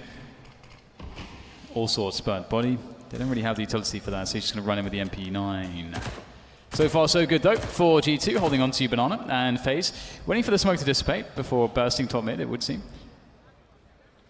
Kenny is arch, but he's falling back, so Kenny and Existence in the pit position with the last 2 smoke grenades, which have both been deployed, actually. They've gone around the balcony and deep arch to keep control of that. 50 seconds left for 5 Faze Clan players, make it 4. Guardian picked off through the smoke. Now 3 of the 4 are heading towards B. Will Kremen make a suicidal play towards A? No. Heading down mid to join his team. Shox is alone with the MP9. Fast fire rate, but how does he avoid getting traded? Surely they're going to run in together. This is actually very scary. Very, very scary. Shox needs to be perfect. He's going to have a good timing going out there. Oh, he does get flashed back, though. He doesn't get any frags. Doesn't go down, also. So he can actually hold on to construction for his team. And this is the most important job Shox currently has. If the T's are able to take control of construction, it slows down the retake immensely for G2. And so G2 have a really good opportunity here to make this work, but it will be tough. Well, they've got absolutely no grenades. They just need to have shock on all and need to get the first picks, and that is really problematic. I mean, this is a very difficult situation for them to deal with, but they're going for it. They've got no defuse kit either, so I feel like there's a high percentage where they just go to their doom here. Carrigan, I think he might have done enough. Rain now the last man. 4 kills for Kenny in this round, holding the bomb now for a 10-second defuse, and Smith can't get the frag. The reload is there, but surely he's won the round. Kenny, yes, with the ace on a 4-man retake. Wow, that was pretty impressive from Faze to manage to take that one away in the end. They didn't get the kill on Shox. As you say, it was this crazy 4-man retake situation, and they played the patience game really, really well. As soon as the Molotov went down, I thought they weren't winning the round, but then even if you want to retreat, there is no smoke down, so that might compel them to go forward with no kit, not a single flashbang. It was a really difficult situation for G2, and that is a very early round for Faze. Look at the situation it's left G2 in. This is better than winning the pistol round for G2 for Faze, as long as they can overcome G2 in this round as well.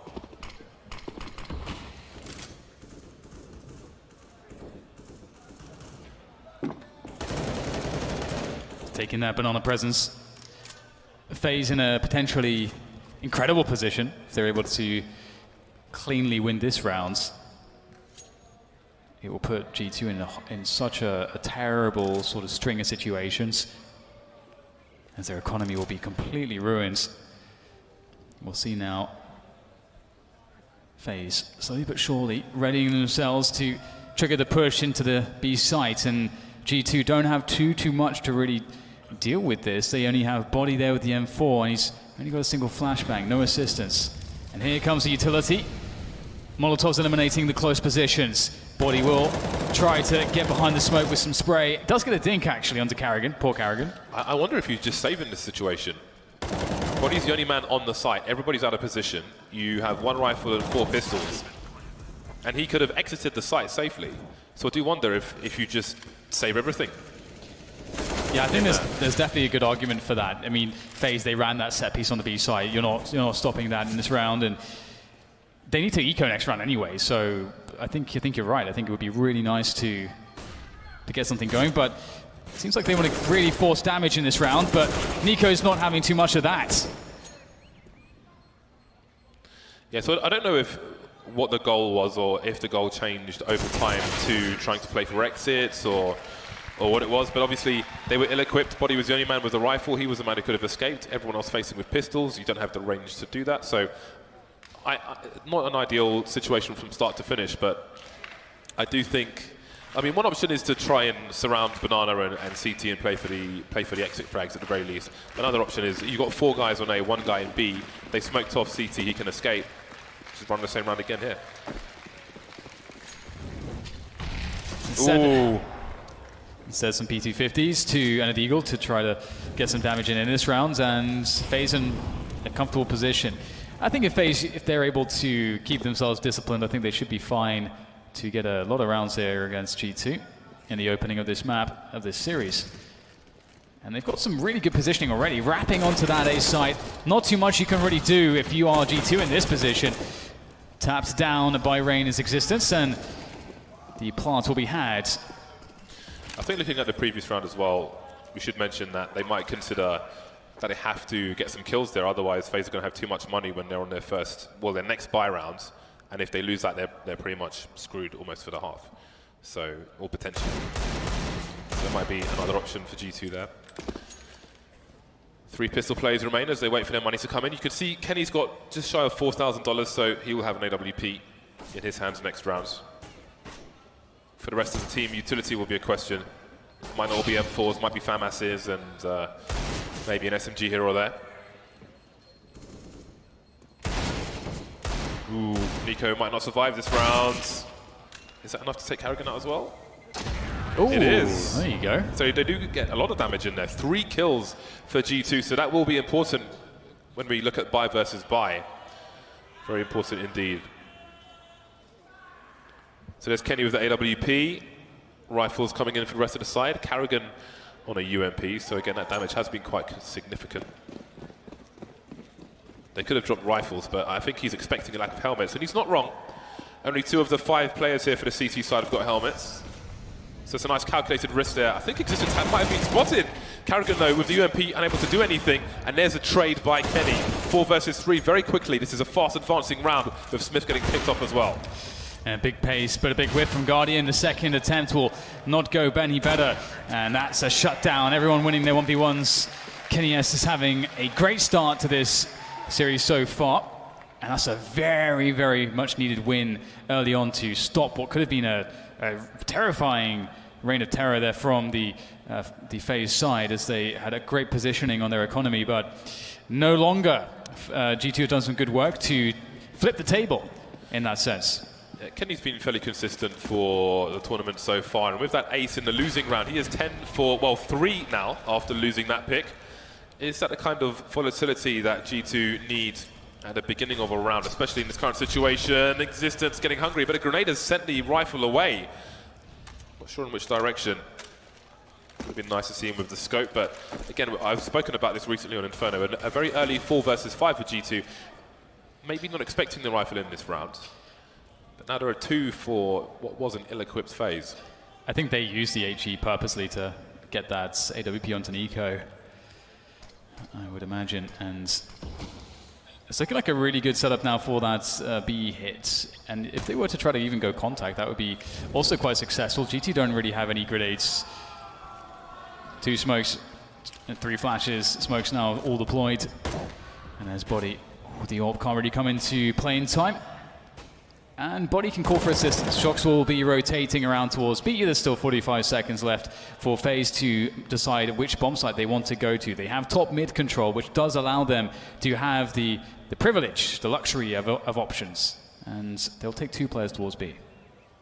Haven't even noted that Guardian went AWP, no Kevlar, in order to get that frag, but he has been taken out of the game now. Perhaps that AWP can get collected after all. But in the meantime, distraction is being run. I don't think anyone is expecting the ramp to be coming in here from Carrigan. From the back as they spray through the smoke. Big problems at 2K, and that's money being made as well with the UMP. 2 versus 3 now. Smith with 1 flash. He can drop it over the roof into the middle of the site. Hard flash to avoid unless you're at New Box. They'll use it to take Banana. So, is there 1 player there? Are there 2 CTs? Seems they'll turn tail and run on this occasion. Potentially play exits and try to take a sniper rifle away. If they're lucky, maybe they will be.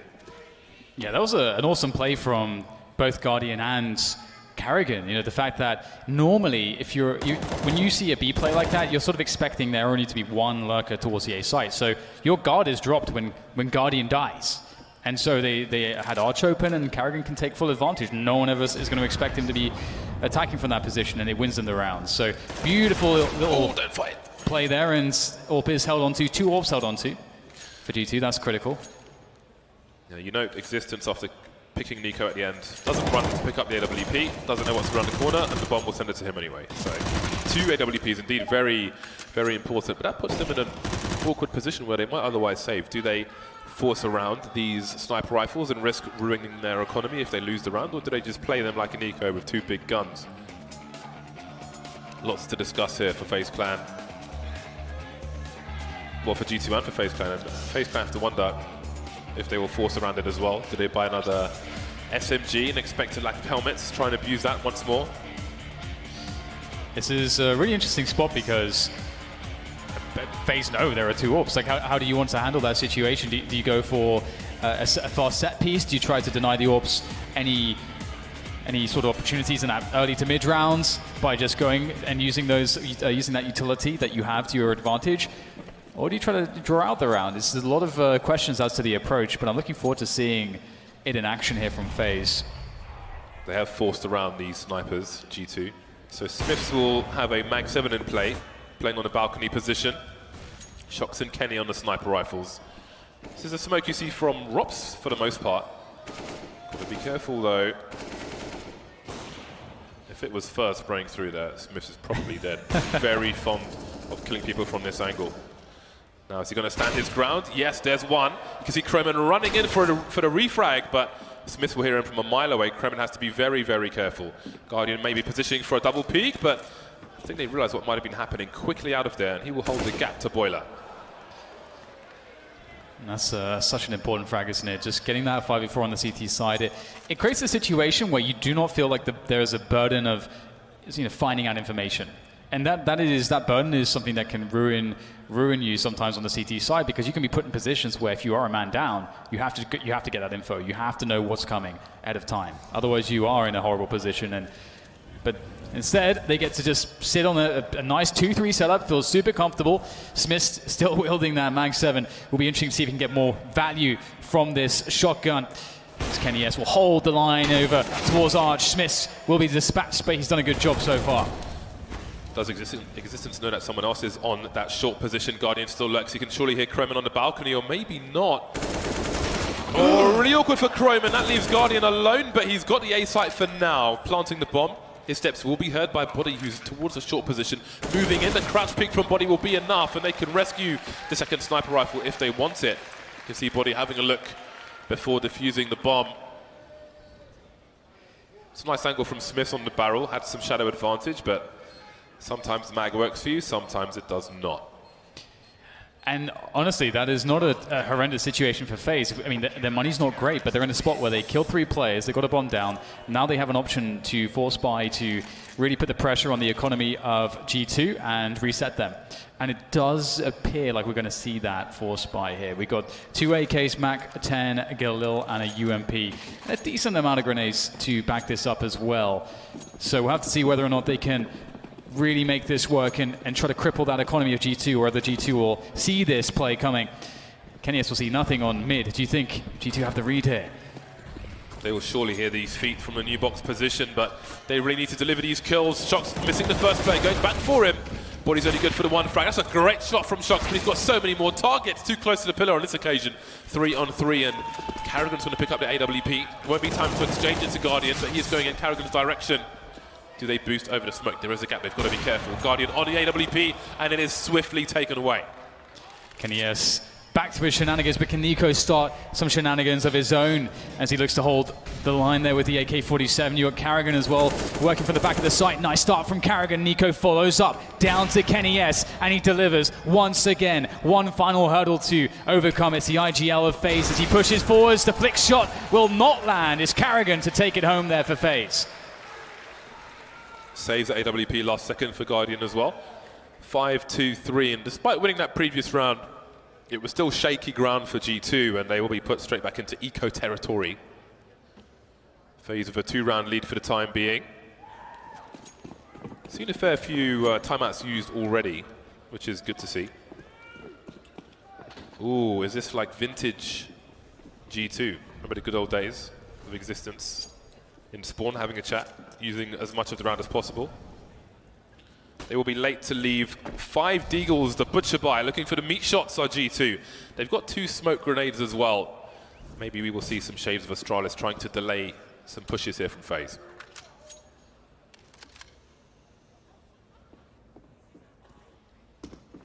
Those Deagles can be very problematic in this game. Oh, and there you go, the start to this Deagle round is looking pretty nifty, so far so good, and it's a very limited utility here for the G2 side. FaZe can still absolutely have a fine recovery. The use of grenades will definitely weaken the ability for G2 to get kills with these Deagles. Oh my god, it looks so on, but just nothing's connecting. Now it's going to be down to Shox. He tries to line it up, but he can't make it work. The spray through the smoke also not really connecting here for the G2 side. The bomb will go down, and now things get very difficult for G2. They can contain, however. They don't need to go for the round win, although that's a great shot from Smiths, but they're lining up for Rain, looking to make money with a Mag 10 off angle from Carrigan, just running towards Rain like at schoolboy football, and that really shuts down the round. Existence now. Okay. It looks like a 1.6 aimbot, but I'm sure he's just trying to keep himself alert. Existence now versus 2. Ooh, so much damage. He might get some nice weapons sent in his direction as well. He needs to back off for the explosion. But surely some guns will come his way. He will settle for the UMP. So some nice highlights from G2, but they need rounds, not highlights. Yeah, you can really see, I think, with that passage of play that Existence it's just ultra focused right now, which is really good because G2 need everything. All cylinders firing off here to defeat Faze, and they're in a really good state once again. I mean, Faze have continually put G2 in this spot where if Faze then win that next round, G2 are just so broken forever, but I've got to hold that fort because this mid-rush is looking quite interesting here from G2, looking to just rush with the pistols this time. Instead of holding very defensible angles, they'll bring themselves straight into the clutches of Faze, and they'll be very happy to receive them. Pow, pow, pow. Did he hear Cronin? Perhaps he did. Doesn't matter, he's dead. That's the eco round done for G2. Finally, they will be able to field a full buy. Kenny with north of $6,000. AWP, of course. Will it be 2 once again? I think it will be just the 1, but will it be enough? That is the question. 7-3. FaZe Clan looking to run away with the first half at this point. Kerrigan leading the charge with 12 frags. Kenny on 16, though, leading the server, but needs more rounds, does Kenny. Does he go for the aggressive angle again? Doesn't opt for the potential variance on this occasion. FaZe moving quickly towards A, forcing G2 to expend a lot of utility. Yeah, that's great pressure so far, and they are really wanting to take that top mid position. Nico defending. Oh, this could be bad for G2, but he does manage to trade out with the FAMAS. If he went down there, Nico gets a B-bomb site for free. That would, well, not for free, but with ease after that point, and that would really create a horrible spot for G2, but they managed to hold on. Body, though, is critically weak, is still on that FAMAS, doesn't have an AWP or anything, so with no AWP, defending that bomb site by yourself can be pretty scary. I love this play from Smith. It is so important because it allows the whole G2 squad to retake top mid, essentially. You see Kenny moving back into position, but this should be a warning sign. And indeed, they're rotating now, smartly rotating around CT the long way, not through Speedway. I'll come back to that why a bit later on. Body picked off, and that is the okay. Punish the spray, and that is the round over. Never mind everything else. So if you're a CT and you rotate up Speedway, if someone is deep in the corner behind the sandbags, they can hear your rotation, which is why sometimes you'll see the CTs go the longer way, so they don't give off those sound cues, but they couldn't get there fast enough. That is round number 8 for FaZe. Things are looking pretty rough at the moment for G2. They haven't strung any rounds together consecutively. Reset, reset, reset.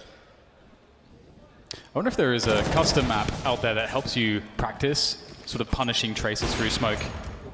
Is that a thing, James? I don't really think you need one. It's just they're all situational based on the areas where you're being shot from and the potential range someone could be at, but it's not that difficult to do unless it's a long range. If you have a good idea as to where your opponent is going to be, then it can be pretty standard.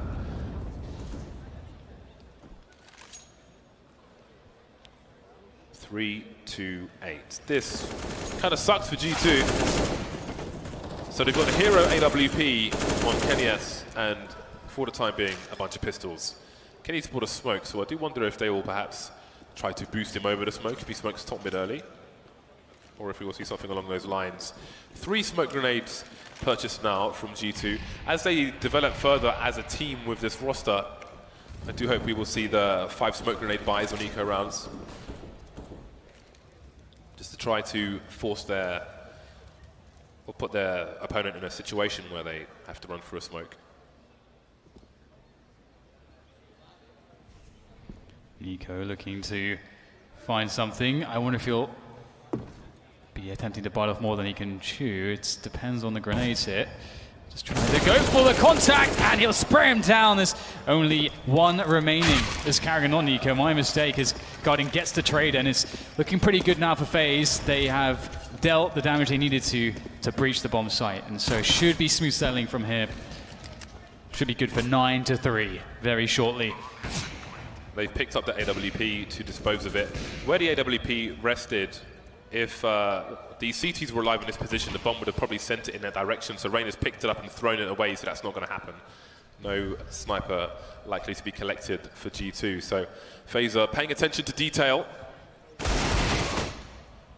No Existence with 2 HP. They are going to get max loss bonus for this round, so they'll be back on the bye. But where is the success? No one has more than 10 frags, save for Kenny S, who's almost on 20. No Existence is on 10. It's not a good look here so far for G2. Faze are looking quite strong. And again, you know, I mentioned it very early on, you know, for me, a lot of this does come down to the discipline for Faze, because G2 are a team that could be quite explosive with the likes of, you know, Shox and Kenny S and Body as well. I mean, he's proven himself time and time again. You know, it's a bit of a question mark over the likes of Smiths and Existence, of course, but I mean, we see already from Existence that the guy can shoot some heads pretty effectively as well. So you really need that disciplined approach. You've got to respect that G2 can have someone like Kenny S just win around by himself sometimes. So they're able to you know, stick to their guns as far as their strategy and tactics go, and it's being executed pretty clean. Having some good calls from Carrigan. And GT is still looking for a way back in the game. They will have an ult back onto Kenny, and they've got a good amount of utility into the next round. So if they're going to really salvage this half and have a respectable scoreline going into the second half, this is where it starts.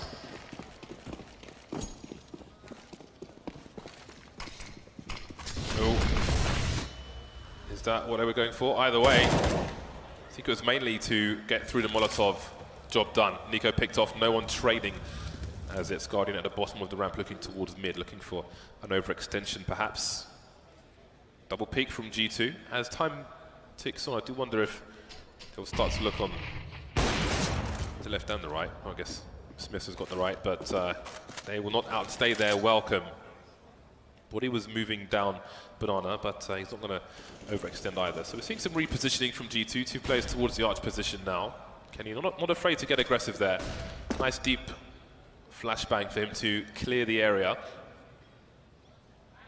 So we've got Croman near the balcony position. He's lining up a flashbang for the pit area.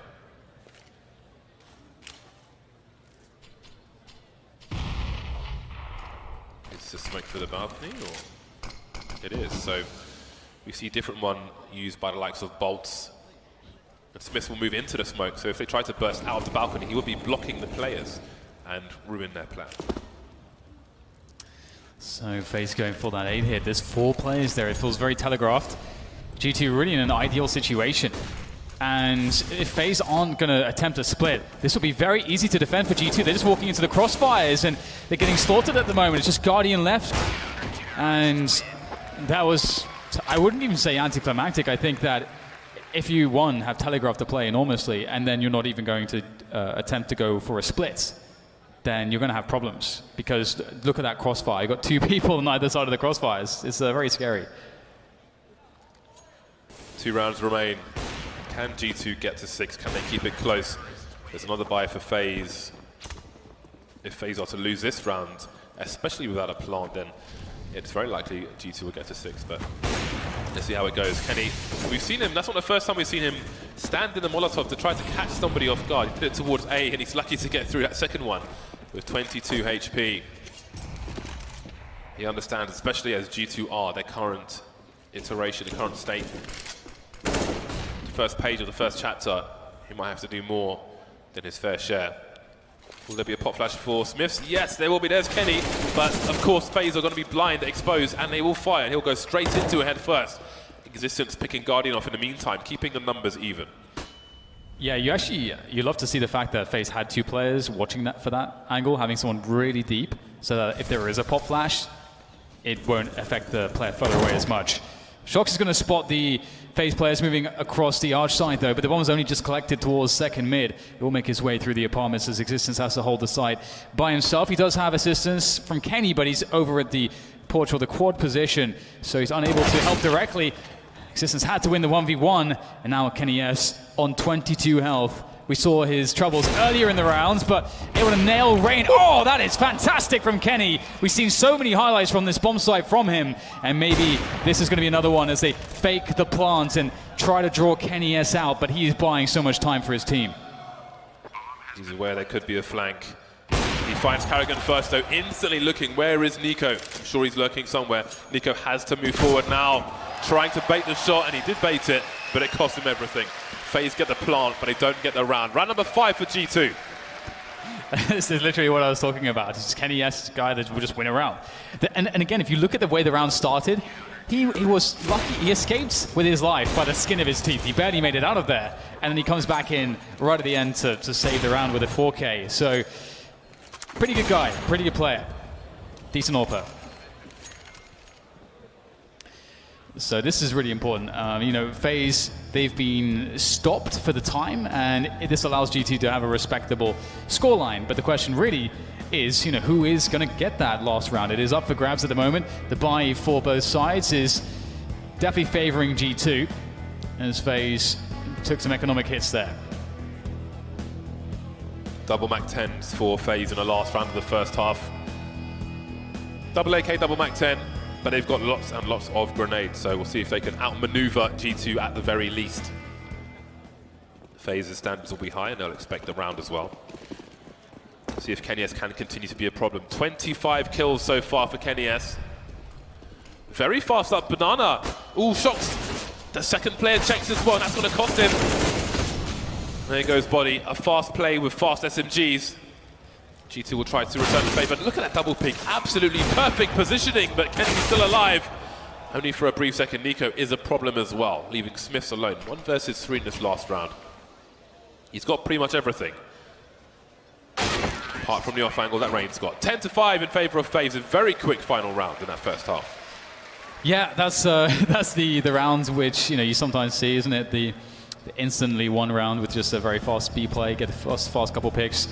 And that's gonna help a lot. I mean, I think Faze, you know, this was the general trend of this first half. We would see a lot of moments where G2 would actually create an opportunity through some incredible individual plays. We saw it from Kenny multiple times, but then Faze are always there, ready to shut it down on the next round. So now it's up to the pistol really to decide who really moves into the second half with a huge amount of favor. And G2, they desperately need it. They have 2 Molotovs on the T side pistol. This is cool. There's one thrown by Smiths to clear sandbags. Interesting. That is quite the investment for a pistol. Trying to deny information. We'll see if Faze get curious. Guardian has gone very deep into the B bomb site, which means it is basically a 5 versus 2 on the A side, but it is a pistol round, so anyone could get a quick 3K. Rain picks off in the arch position. Chroman's good for 1, but has he got more? Jumping T players will trade him. And now Faze are out of position. Great start here for G2. Carrigan will be the first head to poke through the door as Nico kicks things off with the frag, though.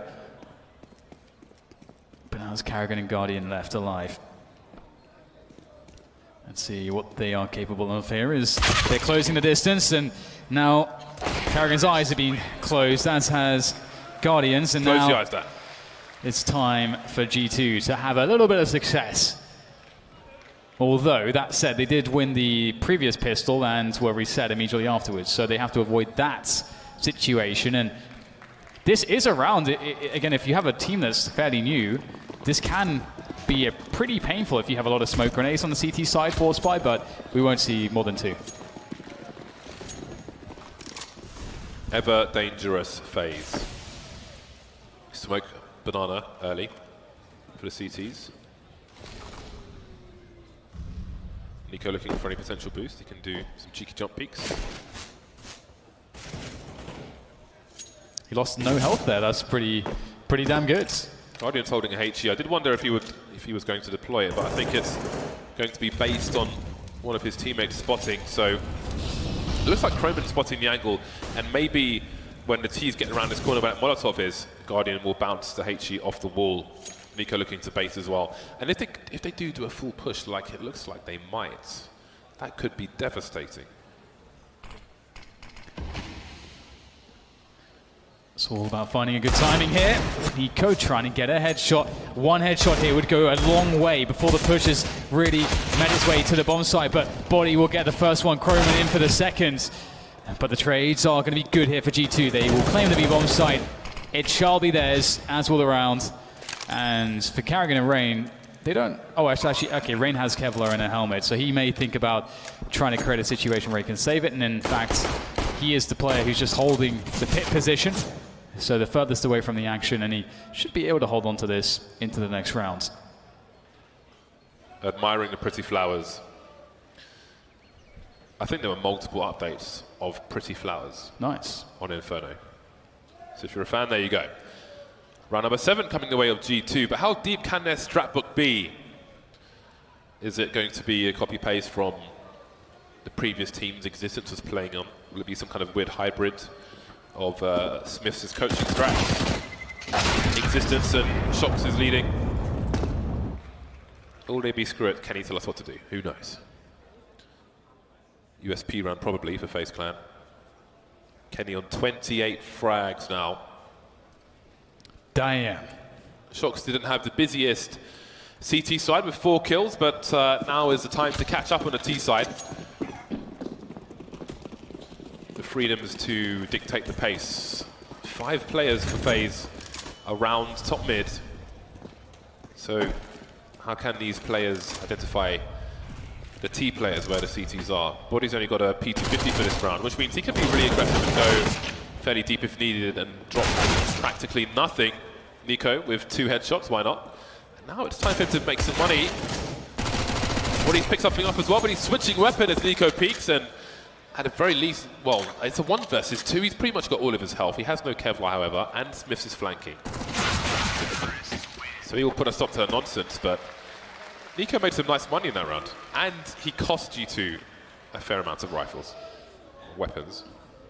You make a pretty good point though. Like it's pretty insane the fact that Kenny S has so many kills. Like he has actually been by far the most important player on G2 in this Inferno game so far, and he has absolutely been the one keeping them alive and keeping them with a fighting chance. And they're still 2 rounds behind, and the double orbs have now come out from FaZe straight away, just straight away going to double orbs, and it's going to work out so far at least. Guarding with the opening pick there, I think he found Kenny towards second mid, I believe. Yes, I think so. I think he had a timing into the apartments and then rotated back around to Arch. Speaking of timing, that's a fantastic pop flash converted by Smiths into a frag as he looks to push the bomb site further. That's a very importantly timed smoke. Ooh, does he check under the balcony? Will they hear if he drops off? Oh boy! There we go. Where are the final 2 players? They know Arch might not be safe, so perhaps the bomb goes through the apartments. Other than that, FaZe seem to be rooted to the spots, but it might start to creep forward as the bomb doesn't go down immediately. Or maybe not. No, it's going to save, it seems. That's a good choice. It's quite the lurk there from Shox. And it's good, you see Existence picked up that AWP. I think in a lot of cases on previous teams, Shox would have picked up that sniper rifle. And then maybe he wouldn't have been doing that lurk, which won them the round. So that seems to work out well. Smiths has picked up a second sniper rifle. And we know these kind of French teams are not shy to do T-side double orb. On Inferno, I think it might be somewhat of a handicap. But we'll see how it plays out. Maybe he'll switch out to the rifle. Yeah, and it also makes you wonder a little bit, what was the thinking behind FaZe there? They decided to put they decided to abandon someone from watching balcony so that they could have a 2-man bait setup on the quad position looking into mid. And so in doing, you are leaving that hole open there. And I'm sure most rounds it probably won't get exploited, but this one round it did, and it cost them enormously. So it's definitely something that I would imagine they're not going to do again, at least in that fashion. Shox found such a good timing. Ooh, okay. It was actually a boost. I thought he was in the apartments. Very nice. Timeout from G2 in this round, which has 10 seconds left. Seeing double ups on a T side makes me miss the Immortals lineup. Yeah. With Henny and co. Yeah, that Immortals storyline. It was all too brief. Yeah. Seeing Henny jump into train A with an AWP scoped in, always good fun. But it is the French who we watch for the AWPs. So Shox and Kenny will be the snipers for this round. Double AWPs versus 2 rifles and the odd pistol here and there for FaZe Clan. This will be a very interesting round. The thing about having the double snipers is, I do wonder if, like sometimes it can cause a team to to just hold position while they wait for someone to peek them. And when those peeks don't come in, then they end up like, oh crap, we haven't got so much time left on the clock. So I do wonder if we're going to be in one of those situations in this round. So it is going to be Faze this time. Sort of gamble stacking, but they actually are doing it with a round where they don't have full utility for weaponry. So that actually makes a bit more sense to sort of do a blind stack in that spot. Smoke that to, if there was a stack on B, to sort of keep players in position, deny them information. And we'll see G2 start to make their presence known towards the A side. We'll have Nico floating back through Speedway with the Deagle. And G2 sort of just going backwards and forwards here. The pressure game in this round is pretty strong actually from G2. You can see that they've created a situation in which it's completely unclear for FaZe as to where G2 are going. It is, however, how will they push into a site with, okay, this doesn't make sense. I was going to say with 2 snipers, but Shox is lurking with one of the snipers, which will make life easy on the remainder. Smiths is the first one to get picked off. No distance trades, but Rain is on the high ground, so now it's 1 rifle, 1 sniper to move into the B bomb site. Those smokes will disappear. No nades left for the T side. And the boost coming back in. Nico doing some big damage there, but Kenny with the headshot through the smoke, probably going for the booster, but it will be the boostee. 3 on 3. What do FaZe choose to do now? Do they try to gamble and win the round? Do they try to wait to pick up the scraps afterwards? The Deagle shots continue to come time and time again. Shox trying to avoid getting traded, but he has to go forward. The scope denies Croman's position, and there it is. FaZe win, not even a force by Nico round. It was a Nico round, James. I mean, of course, he didn't get kills, got some good damage, but it was his Deagle that actually seemed to have a bit of magic in it as Rain collected it and did G2 a nasty. You can see here. Kenny S with too many points to focus on. That second kill, absolutely phenomenal there from Rain. And another round in which FaZe caused problems for G2. Another unexpected victory for them, which has created a spot where G2 have now had to go to MAC-10s and UMPs, and they're going to go for a fast pace up into the B-bomb site. Quick nades there from the G2, from the FaZe players to try to keep their opponents at bay at arm's length, and looks like it'll do the job. They're doing a fantastic amount of damage. There is no way in. Carrigan has shut the door in their face. Get out of here. Carrigan with a 3K preemptive continuous bursts, taking absolute liberties, but I have to say all of his retreating flashbangs were absolutely perfect, just bouncing them on the floor, emerging through the smoke on the T side. Look at this, when do you see kills like this? It's ridiculous. It's like watching Rain bursting, but it's like sped up. Interesting stuff. Still money for G2 though. They got the AWP back onto Kenny. He's on 32 kills right now, James. That's insane. And it's 9-12. Guardian. You just can't be in mid. You need flashes in second mid, it seems. Taking all kinds of angles. Croman holding the tightest of angles. So some utility will be forced out. Guardian's such a great sniper rifle player to watch in how he approaches peaks from different elevated positions that you might not normally consider. I think he's peaked from short in 3 different ways and got a kill every time. He is a very sturdy AWPer, very well studied.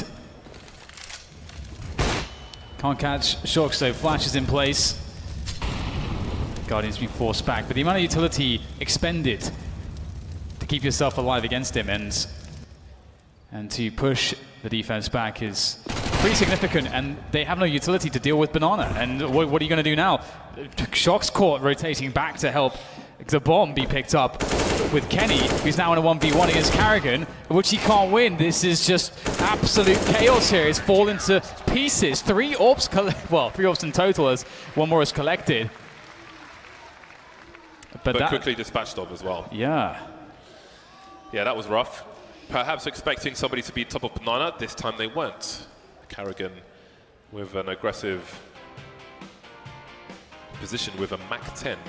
And there's another timeout. The last timeout from G2. A lot of timeouts in this game so far, and it's G2 with their backs to the wall at the moment.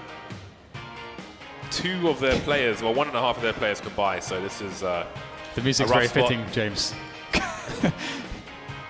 Will be an eco round probably for this French side. What is a loss bonus for them? Loss bonus number 4, 2,900 after this round. How did they get back into this game? It's really tough, isn't it? I mean, the problem is just that, as you say, you've got a player like Guardian who's really been doing a good job at just creating nice pokes. He doesn't have the most kills on his team, but he is doing, like, his ult presence, as you say, just his mere presence alone, just the threat of him being able to just hold these angles like he is now, it causes G2 to not be able to take those positions early in the round. They've got to expend utility. They've got to find ways to force him back. And oftentimes, it seems like Guardian's getting the better of that situation. So, life seems good for FaZe at the moment. Full control of Banana, full control of apps and mid. Can't ask for much more on the CT side. Well, the bomb's been lost. It's body in existence. Is it a question of damage? And it might have a part to play. If they can continue, we shall see.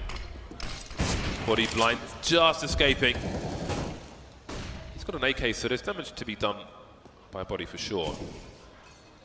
The FaZe so aggressive, definitely feeling their usual FaZe groove at the moment.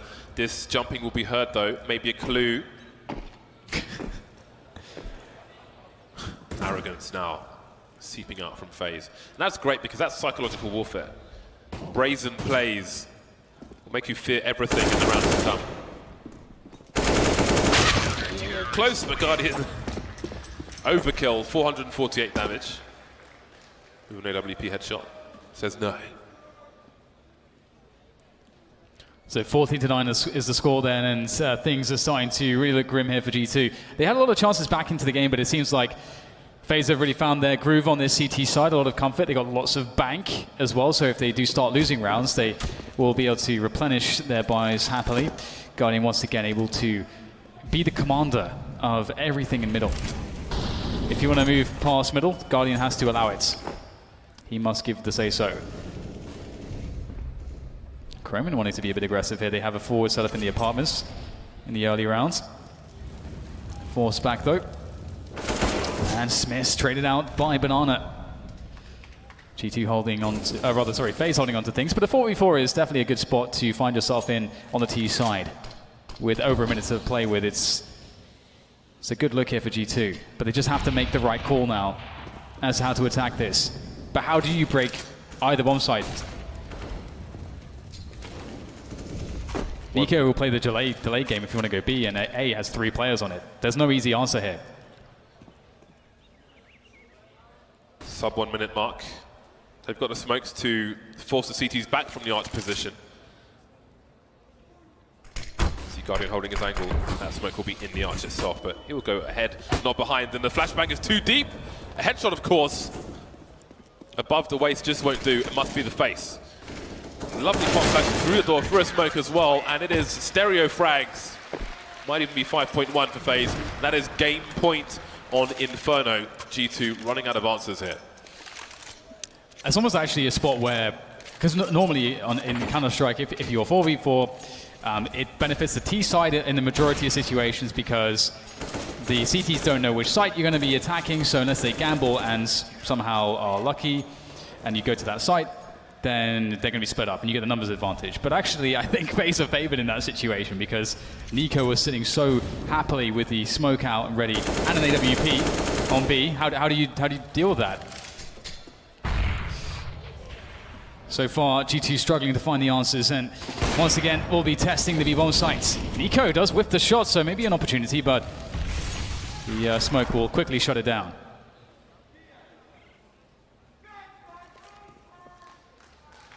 Pretty flowers, James. Pretty flowers all over the shop. Nothing's pretty for G2 though. Not at the moment. Guardian falls from his position, but not shy to go straight back into it, and why not? Who can stop him? Doesn't look like anybody can on Inferno. Just as aggressive as Kenny S was. Look how fast that is, that's ridiculous! Trying to punish, and Croman is there. The smoke is on the balcony. He can simply hold the angle. Guardian, not sure what happened there. There's a 4-on-4, smoke's going through, flashing through the smoke.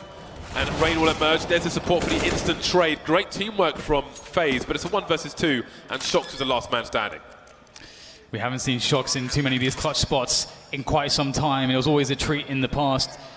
But can he make the right calls? Can he get the right shots to connect onto his opponents as they start to make their way into the retake situation? Shox finds the first one. Carrigan now wants to hold the position. Shox searches for the trade fragger. He finds him. Nico with the orb shot. He wants to swap out a gun, but I'm not sure exactly what happened to Nico there. That might cost him the round though. Nico is still harassing, trying to buy time for Carrigan, and he's done enough. Carrigan gets the headshot. The round will be won. The map will be won. Faze experienced some trouble, but in the end, everything will be okay at the start of the series. Noble effort from Shox at the end there, but it proved too difficult. Very formidable opponent as well. So that is map number 1 in the bag for Faze. There were some points of promise for G2, but they were quickly taken away by their opponent. 32 kills for Kenny, not enough for double figures for G2. So what do they need today to take a lead over Faze? I mean, you said points of promise. It may actually just be singular because it has a name. It's Kenny S. He did an incredible amount of work, saved them in so many different spots, and I think we really need to see way more than that from the rest of the team individually. But I think strategically and tactically as well, Faze, they are way more fleshed out, and I think that in of itself is difficult to overcome as well.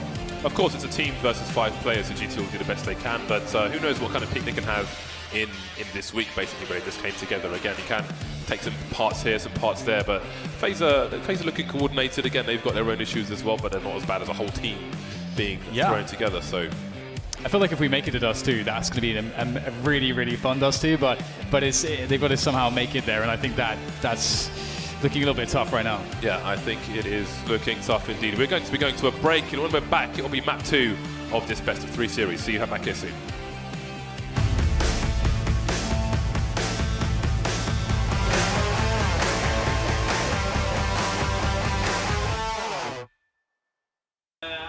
Where are we going? Left, right? I'm not sure. When did you get here? What? When did you get here? Yesterday? Yes, yesterday. Okay. How's your fiance? Good, bro. Good. We need to do some more massages together. Oh, again? We should. What? You don't want a massage? I don't really like it. It's not the same feeling when it's not the person you love that touch you. I agree. But I do love you. What? I do love you. You do? Yeah. But I don't love you as I love my girlfriend. Exactly, and that's why it makes sense. Hello. Yeah. When was the last time you were in London? Last time I was in London? Last year, I guess. Last year at TCS. Is audio good? Do we have to try something more? One more question. Yes, this is Try your wife. With your new team, Richard, Yes. where do you think you can finish here at ECS? I have absolutely no idea, bro. We practiced 4 days. What can I expect? 4 days. What can I expect? Yeah. But the old brotherhood, right? You exist in Smiths. Yes. We can do a lot of things and we can do nothing. Hopefully not nothing, though. I don't know. Every team said like we're gonna be fucked. Like everyone is gonna kick our ass. So maybe our ass is gonna get kicked. And so coming here with the new team, is it like going to your first LAN again? Almost. Almost. Not exactly. Like it will never be the same as the first one, you know. But definitely it's something special. You became so big right now. No. Yeah, you are. It's okay. Man, when... Shocked when I'm sitting next to you. When we first met together, like you were just a little kid who were trying to make a YouTube You were younger video. than me. Yeah, making videos.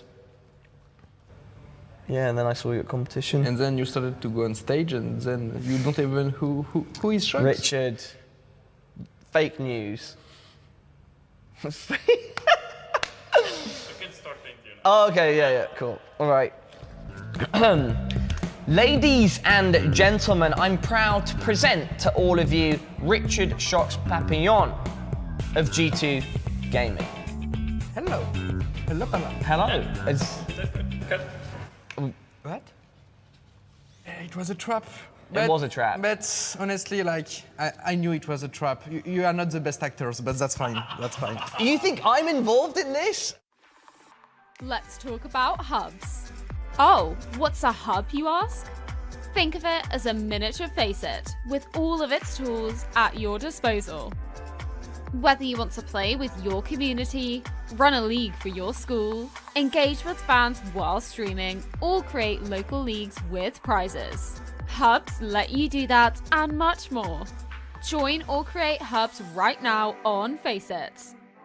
Head to Faceit now and discover hubs. When do I get given the Dragon Lore? I keep telling you, they're not dropping you a Dragon Lore. They're going to drop you the 900,000 Faceit points. Face it, they're going to drop you 900,000 Faceit points and you can buy a Dragon Lore. They're not going to give it to you. So I get given the item in my inventory. You get given the Faceit Faceit Mikey is going to trade it over to me, personally. Not quite. They're going to give you the Faceit points so sorry, you can one buy sec. it. Hello? Yeah, no, I'm still with her. Yeah. Yeah, I'm going to get the Dragon Lore. We'll sell it after that. Yeah, cool. All right, Mum. Love ya. Sorry. They're not going to give you the Dragon Lore though. They're just going to give you the Faceit points so you can buy the Dragon Lore. In my hands, Kobe throw to me, grab it, Kenny S comes round the corner.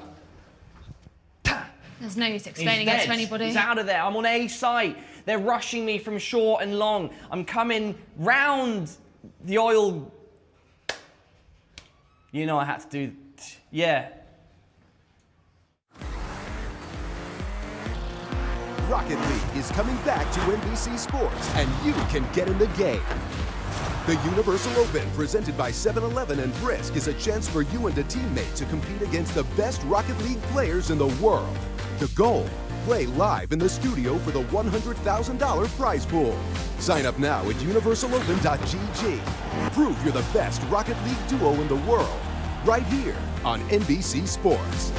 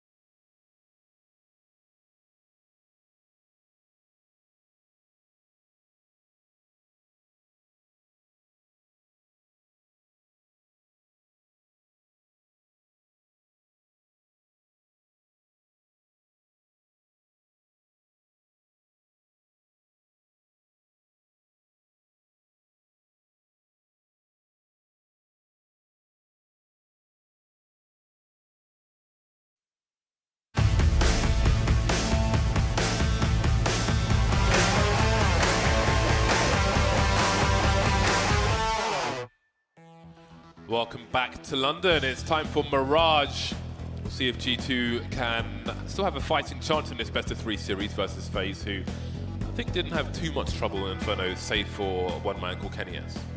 Yeah, Kenny was the only issue, really. I think we didn't see too much from G2 otherwise, and I think it's just this problem that you have this Faze lineup. Okay, I'm sure they have Chroman standing in for Olofmeister. Exist was previously standing in for Olofmeister, but in that sense, Faze have figured out how to play with a fifth, that's missing already. They've kind of figured that out. They're still very well fleshed out when it comes to their strategy and their tactics, and just that consistently over time, it's hard to defeat their quality. You need more than just a Kenny S going off. There needs to be more from G2. But the problem, as mentioned, is that is this team going to start again from a strategy and tactical perspective? That's a pretty rough ask to then have a result against a Faze, even one with a stand-in. So yeah, but then it's like, whose strats do you take? I guess what was on G2 before, but I don't know. It's there's lots of question marks here for the G2 side, and the biggest one, I guess, is can they take Mirage and take this to Dust 2? Dust 2 would be super awesome in this specific scenario to watch, but who knows if they can take it there. You have to favour Faze at this point, surely. Absolutely. I think the remaining maps I said previously, if we get to Dust 2, I think that could be fun, just because Dust 2, again, it's like somewhat new in the pool. It's been away for a while. It previously was amazing for G2, when, back in the old days, when you could have Kenny S have so much free reign with the AWP, the likes of Shock's existence and so on. They were great there. So, and Smith's as well. Smith's, that was one of his home maps. Yeah. I mean, granted, he would AWP there, but still, it's a question of getting to that point. And so far, it's not looking like they're in the best shape to do so. They're going to have to surprise us here in Mirage. Mirage is a very tough map. A lot of teams recently had to put a lot of extra emphasis into it because Mousesports became so good on it. So if you wanted to beat Mousesports on it, on a best of 3, you had to learn very, very well how to take middle. You had to copy a lot of their shenanigans, and so teams like Faze have benefited from that. Whereas a team like G2, they're coming into this again, starting from scratch a bit, so it's going to be a tough one. Kenny S really needs to deliver again. As you said, he's been doing good this tournament, so hopefully that continues in this map too. Looks like Carrigan and Robban are talking strats at the moment. Has the Faze huddle happened yet? That is a major question mark before we get into this match. So curious to see what becomes of this G2 side, and because they've just been thrown together now, I wouldn't be surprised if we saw roster changes down the line, because it's just like when you first had Faze come together as a super team. This is essentially a similar thing. So there is a tech issue which is being solved at the moment, which may delay the start. So yeah, I would expect this to not be the final roster of this iteration of the G2 lineup. I don't know how you feel about that.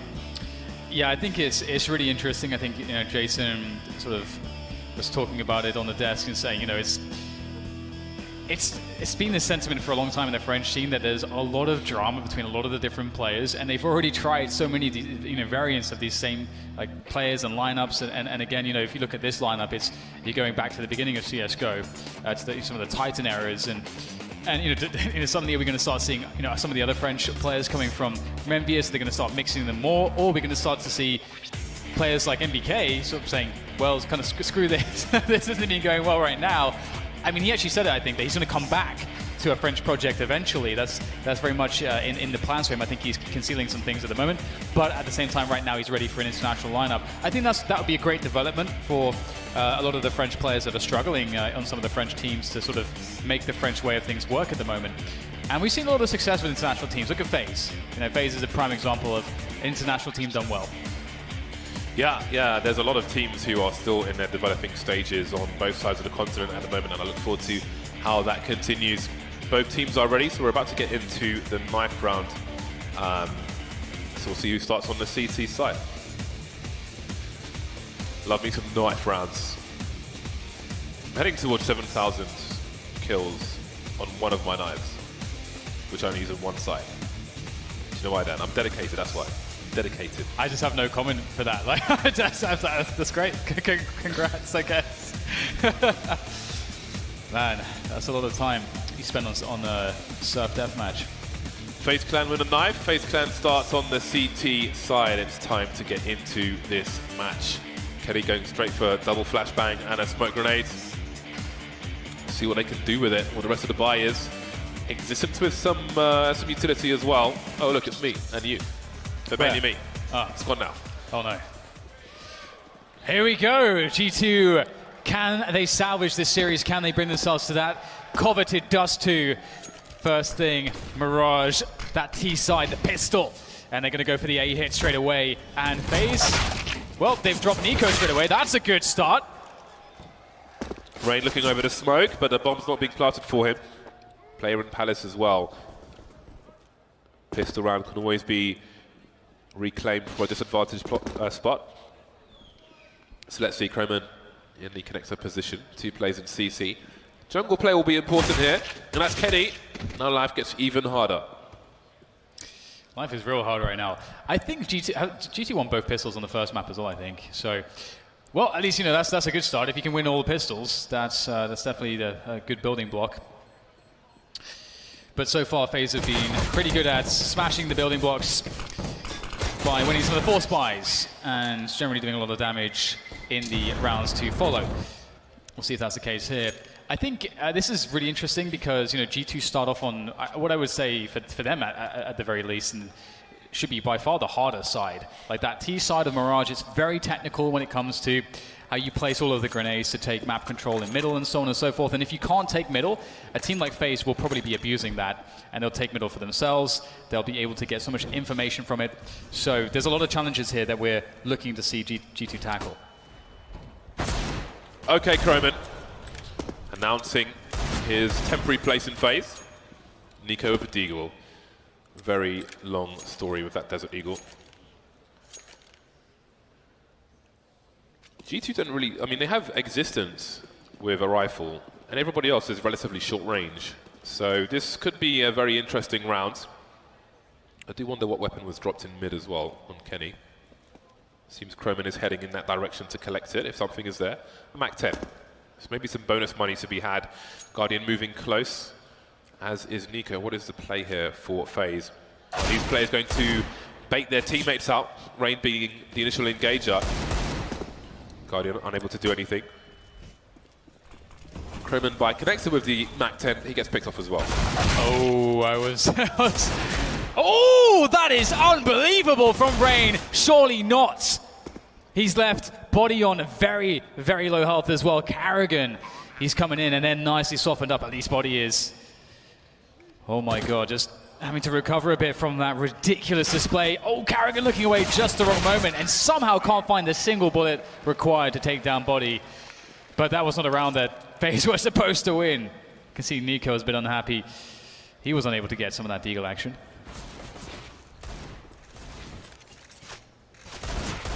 Wow. At the longest of ranges. Yes, give me the slow motion. Nice. Eco Town for FaZe. Let's see the cash. I suppose Guardian will be AWP no Kevlar in the next round. They have to play to avoid some grenades. So does Kenny see 3 or 4 players there? Most of his team are in mid. They won't want to necessarily funnel through connector. See Shock's in a good spot, so... Ooh, look at this. He hears all the rotation. And his team will quietly make their way towards the B-bomb site. Have they been heard, though? Even if they have position now, which is very important in a round such as this. Ooh. Some tagging there from Shocks. Although he'll go down in the end. GT, though, they will get that 3-0, but the 3-0 has not been super clean, which is not the best. It will not give G2 a lot to weather any storm with. If FaZe are to win that first buy round, it's going to really, really take its toll on GT's economy straight away. So G2, I'm so curious how the buy versus buys are going to look. I'm really, really curious about it. Are we going to see these sort of very clean Mouse Sports-esque type mid takes to, you know, kick things off? It's unlikely. Wow. Okay, that is not good. Everyone died and Guardian picked up an AK. That is, I think, the worst way. Do you give it to Rain? Do you give it to Nico? It's the worst way to win a round, isn't it? Do you give it to Rain? Do you give it to Nico? Oh, that's a tough one, isn't it? Oh, Guardian's want to keep it. I respect that. Showing him who's boss. He'll have bonus money for a sniper later on. Maybe they intend to take Kenny's sniper rifle. He's bought one on this first buy round, so we'll see how that one plays out. Nobody in the mid window, but gets smoked off immediately. There's a smoke by Connector for the CTs to peek as well. Looks like it could be a fast play, but that smoke grenade is going to be a problem. Now, how does Carrigan defend from this? He is essentially facing a triple peek. He hears a grenade going off. Both sides flash, and he manages to escape, but now Croman is there to clean up. Absolutely disastrous start for G2 in this round. Yeah, and the timing from Existence, he came in slightly too late there as well. But yeah, that's a round you would see a lot from some of the Danish teams. I think, especially from North, I think I saw a lot from MSL and even from Glaive a few times as well. That's the IGL runs up catwalk, the rest of the team goes out the apartments for a very fast split. Can work as a really strong anti-force buy or an anti-eco, as well as working in some of the gun rounds. But there, got absolutely blown up, and you can see the result of G2 losing all of their players in the round previous to that. They have no money straight away. That sucks so much. And that last round was won so clean by Faze. This could get scary real quick if G2 aren't able to keep the pressure on. They have to do damage in these rounds. They have to take guns away from Faze. They're just waiting for an overextension, I suppose, to jump on the box, because they had the numbers. There are 3 of them there. They've got no flashes or anything to go past the window. They've just got to have somebody take some shots and go for it, but they don't do that. They don't get the peak they were looking for, and now they've got 2 less men than they had before. Now you see Croman trying to limit how exposed he is when he jumps, but he sees body moving up. And there is a teammate there. Off angle from Carrigan. Very safely played. Avoiding the apex of his jump being in the peak, which would have made it easier to shoot him in the face, Croman. And now it's Existence left. No damage done. The funny thing is, I wonder if there was a kind of like a minor tell there, because, typically when players jump peak that, they actually go all the way to the end, instead of just sort of, as we saw, Croman just peaking in one corner with the jump. As you said, he timed it well, but still, I wonder if that was a small tell. That was a cool setup. You don't actually really see that too often. But we've seen already Faze on Mirage, and the dynamic between Croman and Carrigan has actually been really effective so far. Well, here we are again. All eyes on G2 to see what they can do.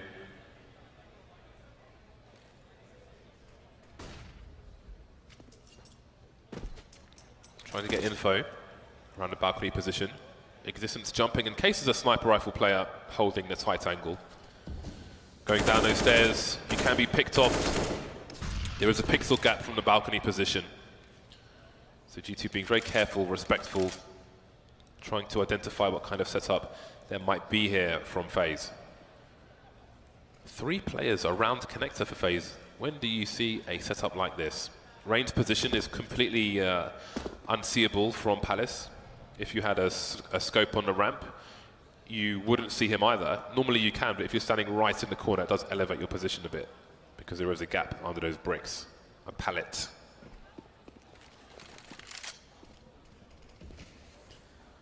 Faze playing pretty conservatively at the moment.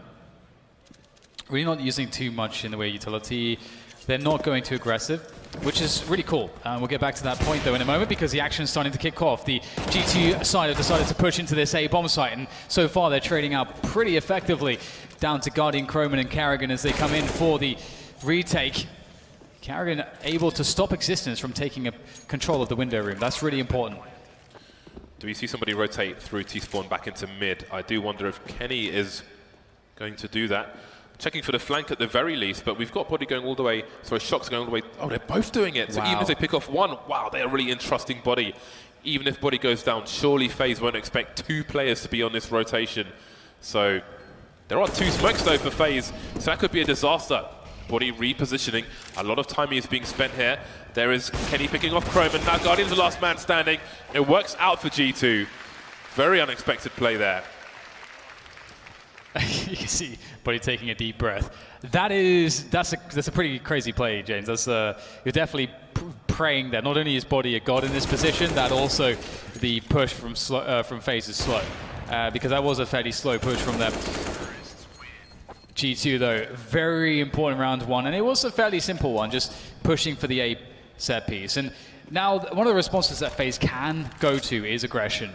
They've been quite passive so far, and I think a lot of the motivation for that is they're testing G2. They're saying, okay, G2, are you guys gonna just create your own problems? Are you gonna create your own mistakes for us to capitalize on? Do we need to even try to force mistakes and take risks to do so, or can we just allow you to present your mistakes to us? And so I think G2 are making an argument now that Faze need to get a bit more aggressive, but we'll see how that goes.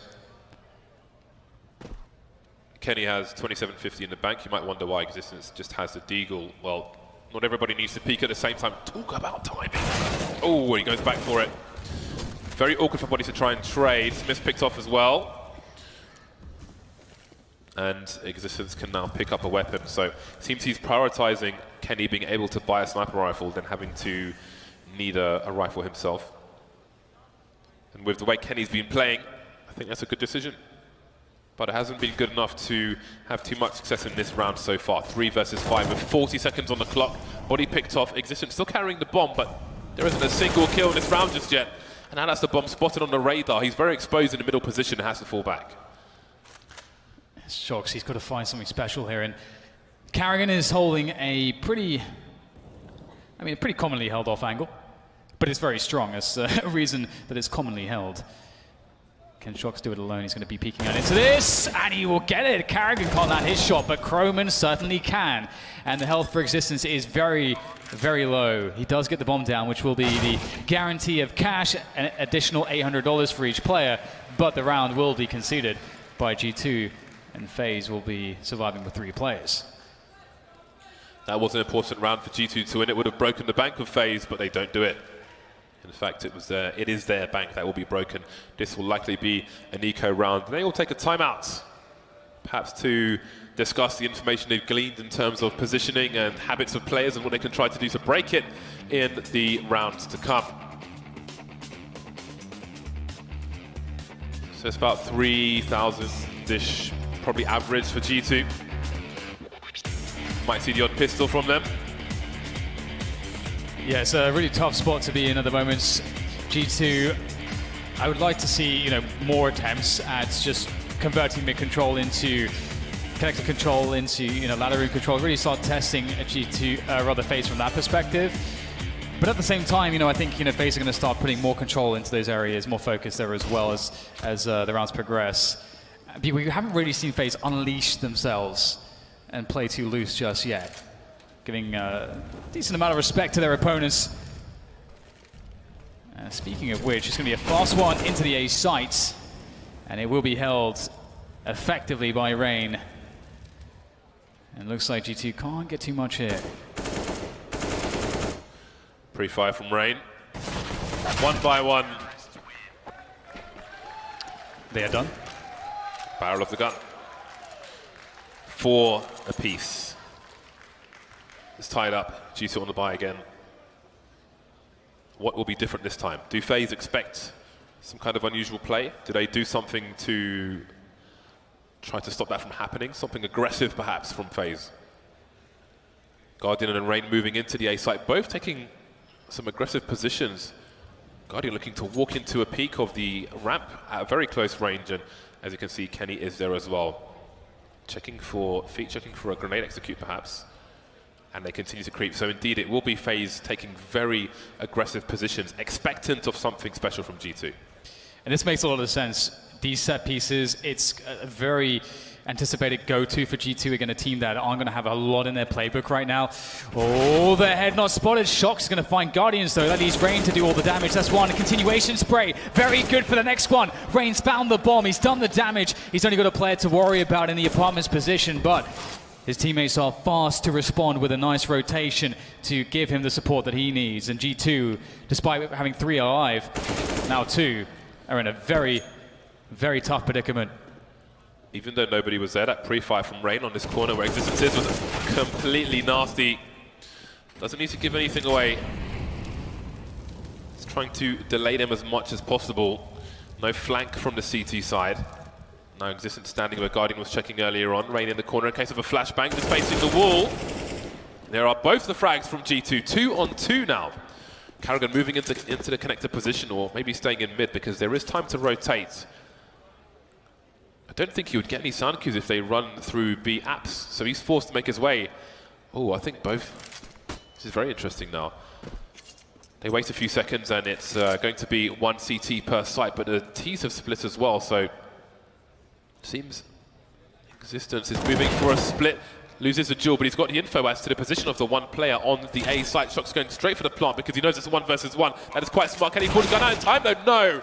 Just short of being able to pull the trigger.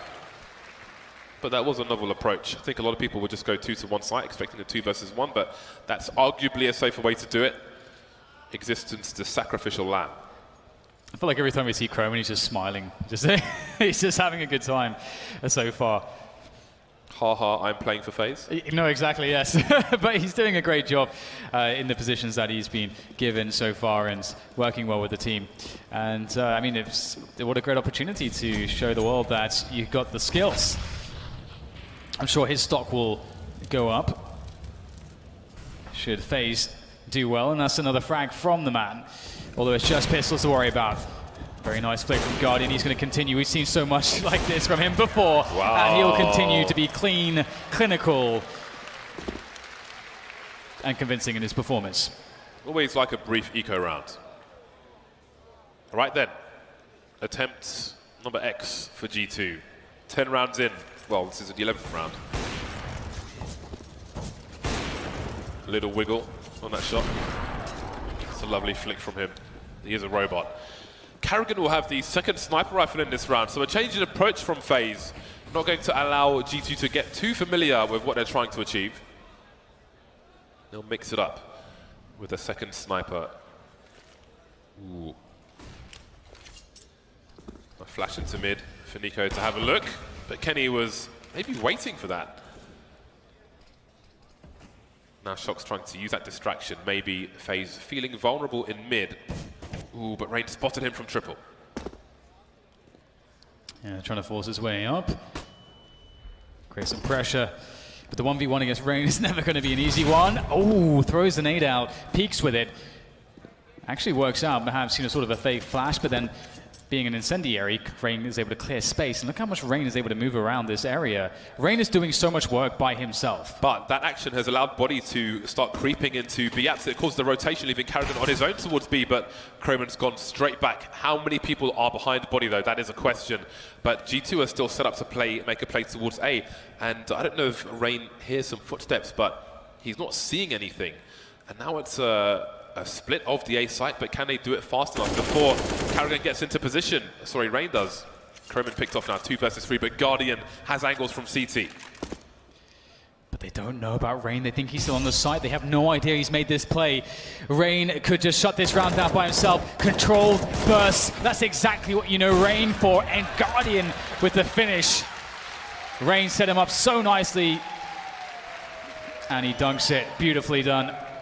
Rain's play by himself as the solo 8-man there was just phenomenal. Just from start to finish. From the moment Shox is pressuring him, all the way to just understanding he's in Palace and he can push all the way around for that flank. Beautifully done. And Carrigan working the crowd as well as working the server. That was really interesting because the round was going back and forth. You had the flank in Palace at the same time. After Shox' duel, they knew that there was a chance, an opportunity to perhaps make a play towards B. Body starts moving through B apps as there's a rotation, kills the last man on B, but then Croman comes back. So many different ways that could have gone on both sides. But ultimately, it is FaZe Clan once again with their 5th round in a row now. From 2-4 to 7-4 for FaZe Clan. G2 will have 4 AKs in this round. Kenny on the CZ. Not quite the cash he wanted. Not quite the gun he wanted. 3 players making their way towards top mid. Guardian has angles thanks to his smoke. This is why the T's don't smoke this side of connector, because it can prove very dangerous for them. Ooh, being teased. A rare miss from Guardian. Yeah, so somewhat of a mid presence here from G2. Ooh, what? A headshot He got again. the head? I thought he caught the hand, but it's actually the headshot through the wall, of course. Would you expect any less from Guardian? He's finding headshots in all kinds of weird spots, but Existence will finally take his scalp. But Croman, again, he's been such a steady rock towards that cap position, as well as supporting Carrigan whenever he's played the B-abs. So 2 players left now for G2. Their mid-take has really backfired, it would appear. Body looking to make an individual play here, get his team onto a bomb site. I say team, now it's just him. And that bomb is lost, and now he is lost as well. 8 rounds for Faze on the CT side, 4 for G2. Faze are looking very comfortable. Eco buy. That is the current story for G2, and it's not a joyous one. Their lead was brief and oh so long ago. Pistols once more. So a late buy from G2 in this round. Again, they got that max loss bonus, so they'll invest some more. It was, I think it was Titan when Existence had a funky eco round towards B, which I mentioned for like years and never saw it again. Maybe some weeks from now it will make a reappearance. I don't even remember what the round was. It was so far away. Well, maybe G2 can get a bomb plant. I don't know in this round. They beg for mercy, and FaZe Clan say no.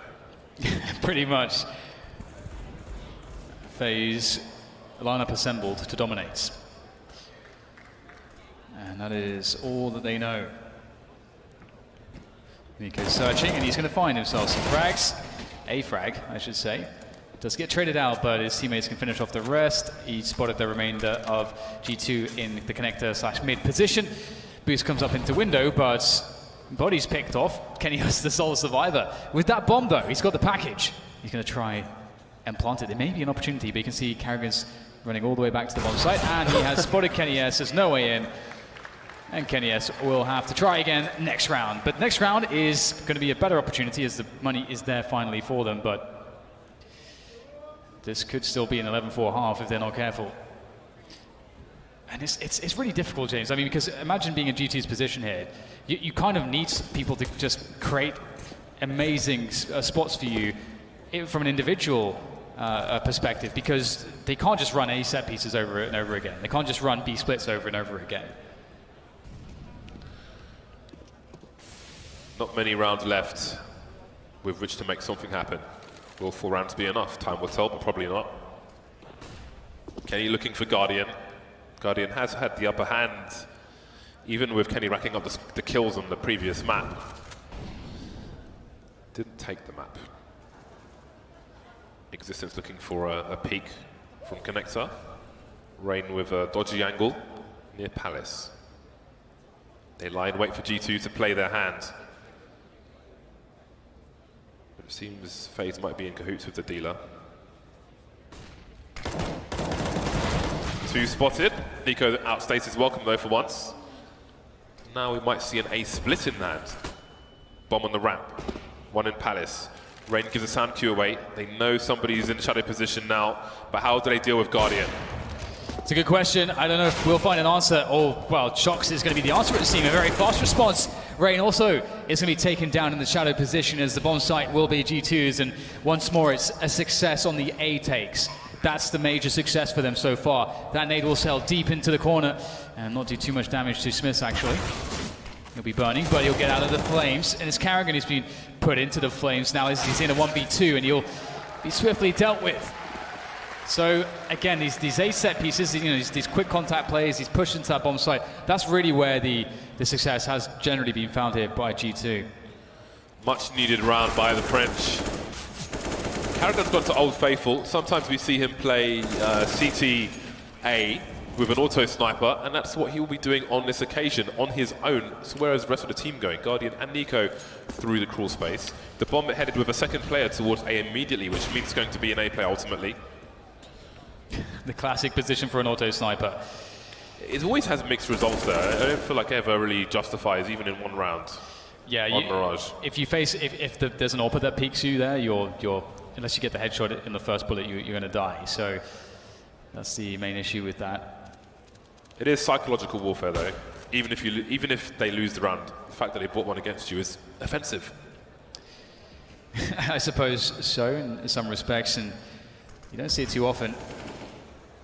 I do wonder if, FaZe were more aggressive in mid. They haven't seemingly done any mid pushes at all.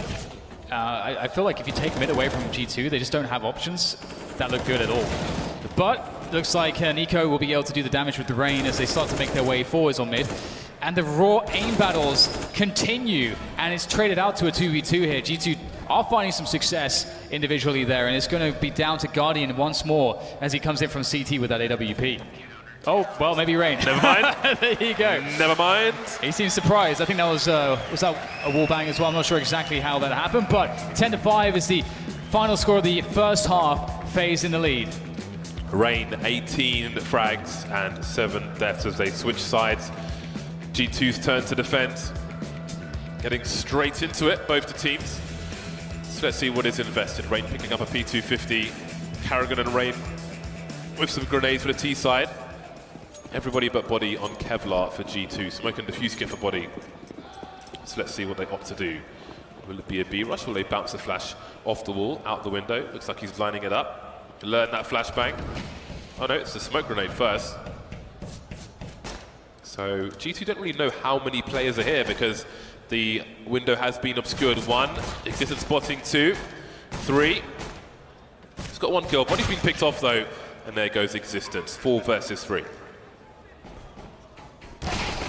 Indeed, it's looking like finally G2 may lose a pistol, but I shouldn't speak too soon. Kenny's going to be in there and quickly out of there as well. Down to Smiths. His return to professional Counter-Strike. It's been a rough one. You've been put up against teams like FaZe. Not the most easy of journeys back, but a trial by fire is always going to be effective, I think. It's separating the wheat from the chaff.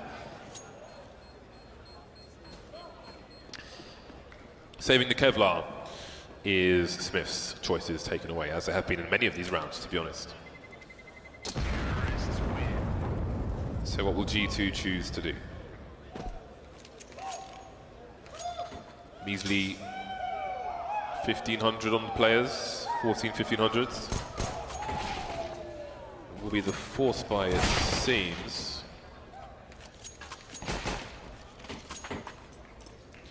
It's a rough week of Counter-Strike. Indeed. FaZe. Ooh, they're going to be looking to go for a fast A play, which seems they've got Carrigan to create distraction towards the B-bomb site, and there's actually quite a few players who may, I mean, this is a good potential that he could hold a lot of players there. There's 2 on the bomb site. It's a nice nuisance smoke, isn't it? Yeah. Just annoying. Here's the real push. Those are the real smokes. Oh, the flash is pretty good, but Guardian with the jumping Mag 10 is going to be good for it, taking down Smiths. And the bomb will be planted. It's a 4v5 retake with Deagles. I don't really fancy the Deagles in this situation, but maybe Shox has something to say about that. Carrigan spotted a second player in the window as well, so just 2 players to figure out where they are. There's 1 more. The rest of the team can just focus on where the last player is, which is Shox in CT, and there he goes. Existence has the UMP, and he will try to use it in a better position in a future round to make some more money for his team. Maybe even give it to Kenny and hold on to the Deagle, although Kenny's got 1,800 in the bank, so he'll be fine to get the sniper rifle in a buy round regardless. I think he was dropped Deagle in that round by somebody else. So we're looking at 5-13 before G2 leave the station in this half. It's rough if you're a G2 fan, eh? Yeah, I mean, just generally, it's been a very turbulent time for G2 in the previous lineup as well. A lot of ups and downs. Rain straight out there though. They only have stock pistols to contend with, except the singular Deagle on Kenny S and the P250 there for existence. But generally speaking, it's going to be tough for them to find too much value. And FaZe are fairly happy to just go for this A split here, taking over middle and then pushing through connector at the same time as that pit push, and it's going to work out fairly well. Body, though, able to pick up that AK-47, doing some good damage. It's a 1v2 all of a sudden, and it's gone a little bit wrong here for FaZe, but they should be able to get onto that B site.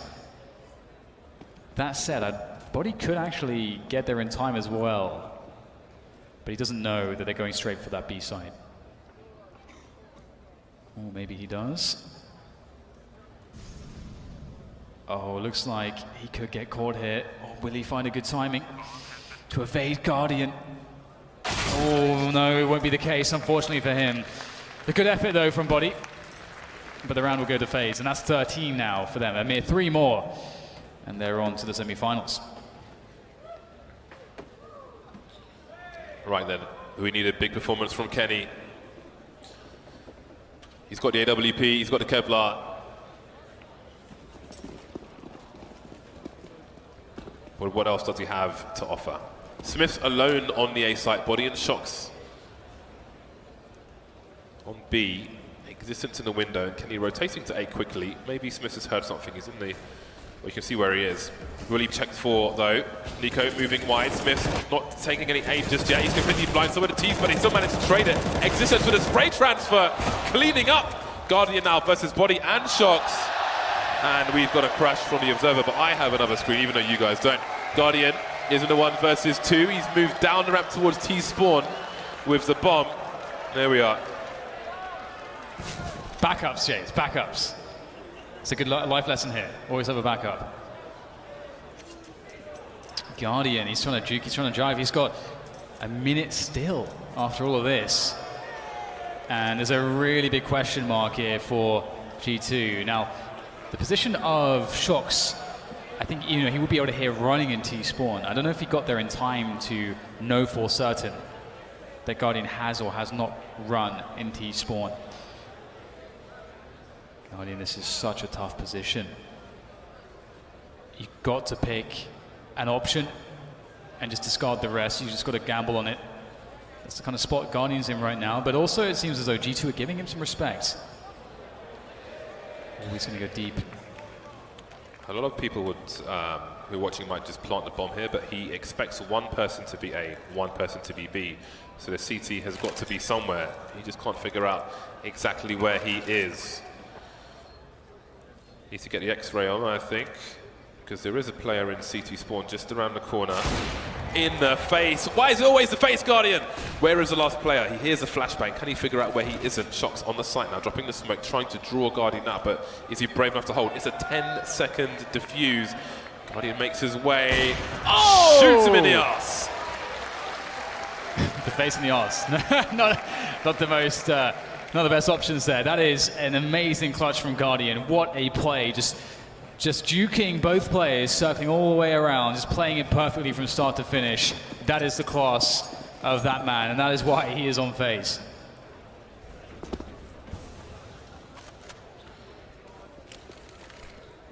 Again, Carrigan with the nuisance grenades. You never know when there's going to be loads of people behind that. Offering the same evidence, but the play may differ from one round to another. More aggressive than previous rounds, Carrigan. Meanwhile, look at that, it's a B split. We've got 3 players moving very quickly. He's running distraction. There is a smoke in between one of the arches, so there is some cover for the CTs as well. Body of a fast play, but he's not expecting these players to come in. He has no idea they're there. And that is the B bomb site, but Existence is flanking from apartments. He's giving some sound cues away though. Surely he's been hurt. What a strange situation. Rain, he needs to deal with Existence. Oh, if Existence could just stay alive, that would create so many issues. Now Kenny S is going to be expected, and he's going to be held off. They did a lot of damage to him. In fact, he's going to back away. Do they fancy their chances at this point? An MP9 of FatMass, a weakened Kenny S.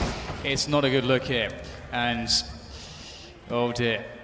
Kenny will go down, as will Smith. Very, very strange situation. Works out quite well for the FaZe lads, though, as they now are on 15 rounds. One more round, and they are straight to the semi-finals. One map closer to defending their title. I suppose this is how it should be, a team versus essentially a mix for the time being. Is this the end of the road for G2? They've got 4 rifles on the 5 players.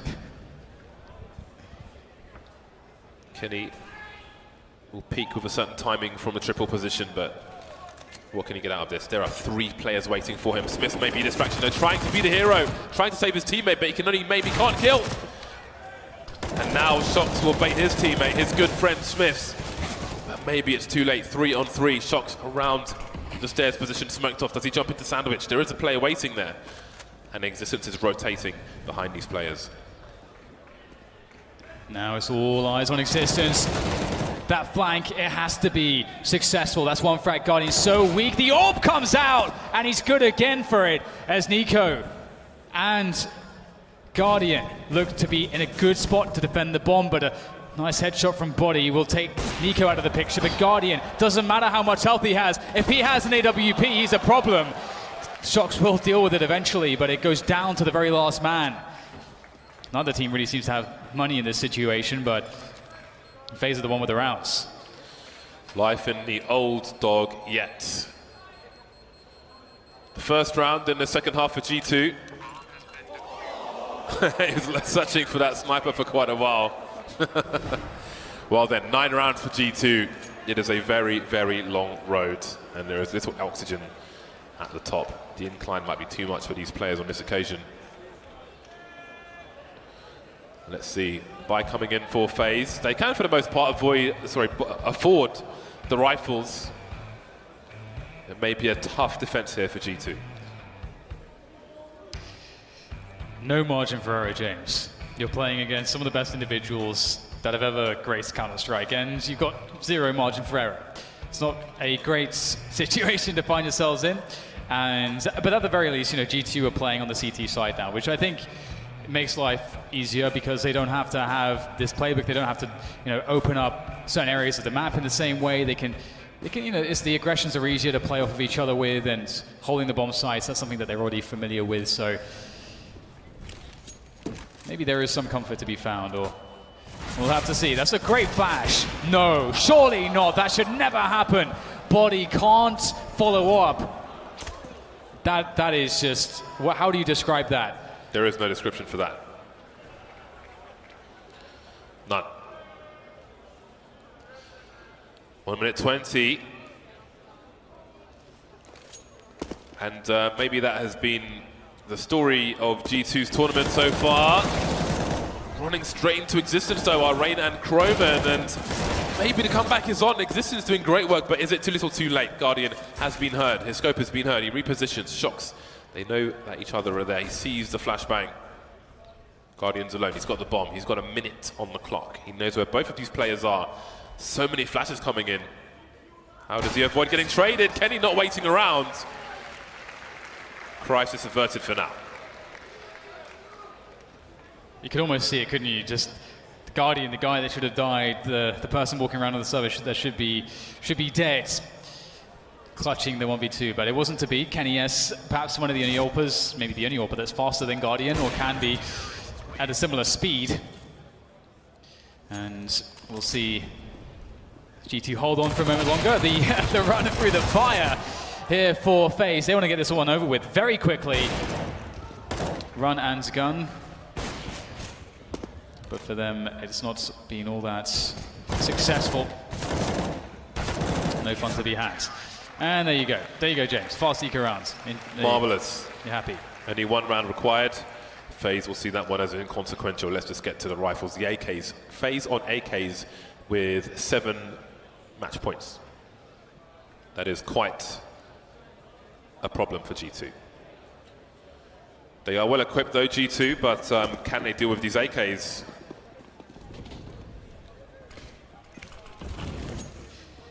Molotov into, oh, we've got a push here from G2. Flashbang to kick things off. Kerrigan trying to pre-fight, double peek with Guardian more or less. Body picked off, the trade is there. Kerrigan cannot do anything else about it. The bomb has been lost top mid. The CTs may not choose to defend it from this position because it would pull them out of formation quite a bit. Indeed, they'll back off to something more traditional and sit on the current advantage. Yeah, you still have Nico, Rain and Croman left, so it's not a bad situation for Faze in the 3v4. I do wonder, what things look like if Kerrigan... Ooh, Yeah, that's Nico. 3v3 now is... Ooh, Shock's finding him from CT. He was not anticipating that. Very good timing. But still, you know, this is a minute left for Faze to find a way back into a bomb site. And the G2 defense is going to be stretched here, stretched thin, as they only have 3 players to defend with. And they are going very passive to make it as safe as they possibly can. The bomb is in a position to make its way towards A, but really Croman is going to be very important here. And it doesn't look like this is going to go too well for him, jumping into the face of Shox. That is not a warm reception from the likes of Shox. Rain in a 1 versus 3. Bomb planted. It's a bad plant for him. The default plant. Rotation slowly coming in from G2. All 3 players with kits, 2 flashbangs. A Molotov that probably goes to fireboxes. A smoke which maybe goes to ramp, maybe goes to Palace. He just needs to avoid the high ground. He can get the 1 versus 1. Shox jumping into the sandwich position. There's the first one. 2 more required. Elevating his position. Pop flash off his own, but it goes too deep. And they're just going to hold the bomb plant. He's waiting for a second player, but they're both in the same place. Round number 9 for G2. The bomb did go down for Faze though, and they did make that somewhat expensive. Although, of course, at this point, the money doesn't really matter at all for G2 at least, as they are 1 and done. That's an important one. So I have to see whether or not Faze is going to find a way to break this defense. You feel like it's inevitable. You know, with this many rounds, if Faze give up overtime, they can't be anything but incredibly frustrated there because they've got so many chances to make this work. We've got 4 rounds won in a row here by the G2 side, and with the bomb plant and the 4-round loss bonus, the money is going to be fine for Faze to create plays with, and we will see them going for that. Following Faze's tactical timeout, G2 have gone for double sniper rifles. Ooh, Faze, this is interesting. I mean, they've got the money to do this because now it's their turn to be at max loss bonus. So this will be a very dangerous round indeed. Flashbang towards top mid, but Kenny S is moving up top, mid on his own at the moment. 2 plays over towards B, and Kenny's rotating very quickly indeed, but surely his scope will be heard from the short position. Do they have smokes for these positions themselves? Shots flashed off his area. Can't get the first frag. Now they're at close quarters, these T players. Trying to abuse the numbers game, but it's really not working out for them at all. Guardian quickly 1 versus 5.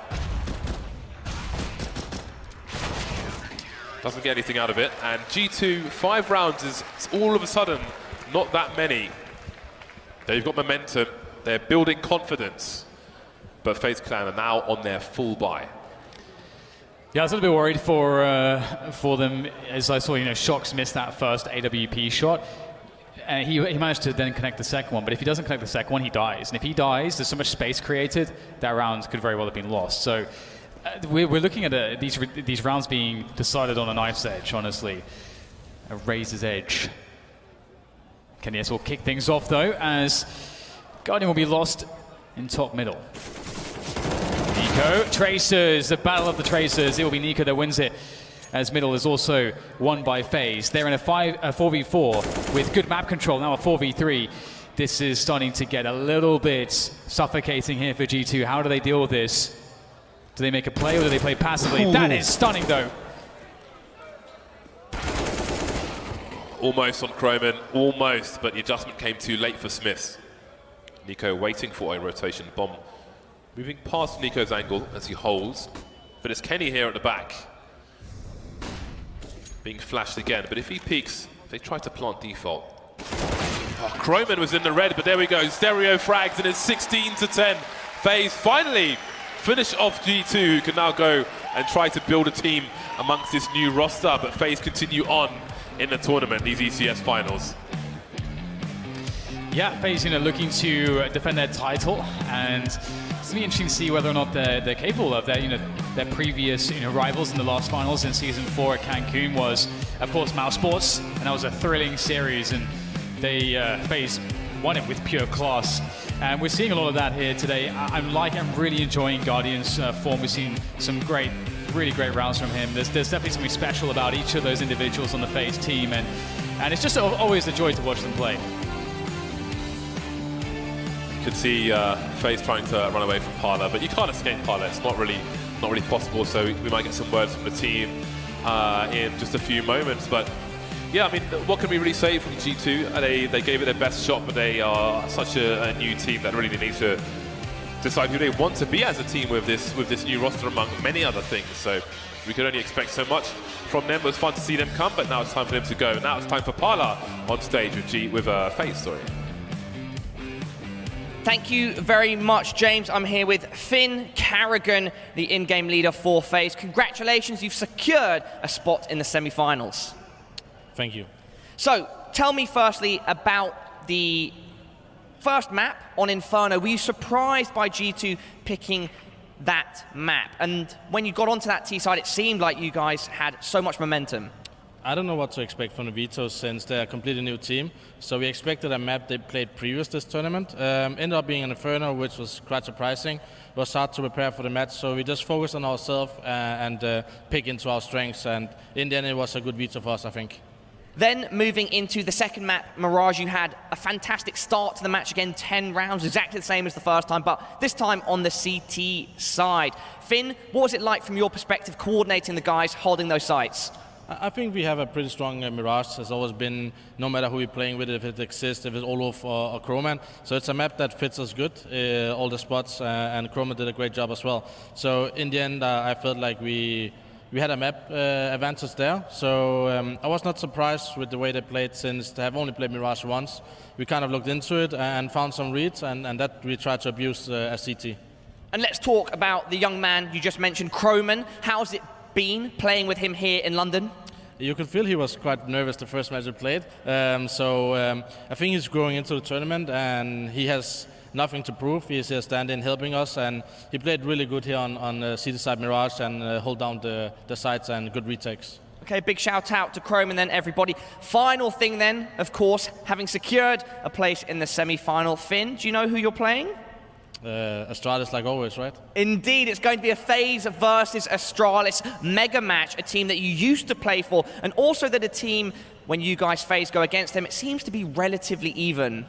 I mean, lately they have been improving a lot, so I think they have won Marseille against us and in Dallas, but we won Sydney 3-0, so we are coming back for some revenge, but they're probably the best team in the world right now, or they are the best team in the world. So we just have to play our game and try to play a simple CS, and hopefully we can manage to step up, and not like in Dallas where we got wrecked.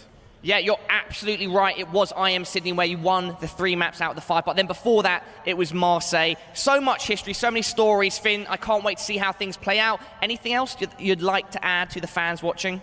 No, thank you for staying. It has been a long day, so hopefully it's not going to be that long day tomorrow, and thank you for the support, guys. There we go, ladies and gentlemen, put your hands together for Finn and Faze Clan. They have secured a place in the semi-finals. Of course, those will be taking place tomorrow. Today, we are done. It's been a pleasure. Let's head back to the desk.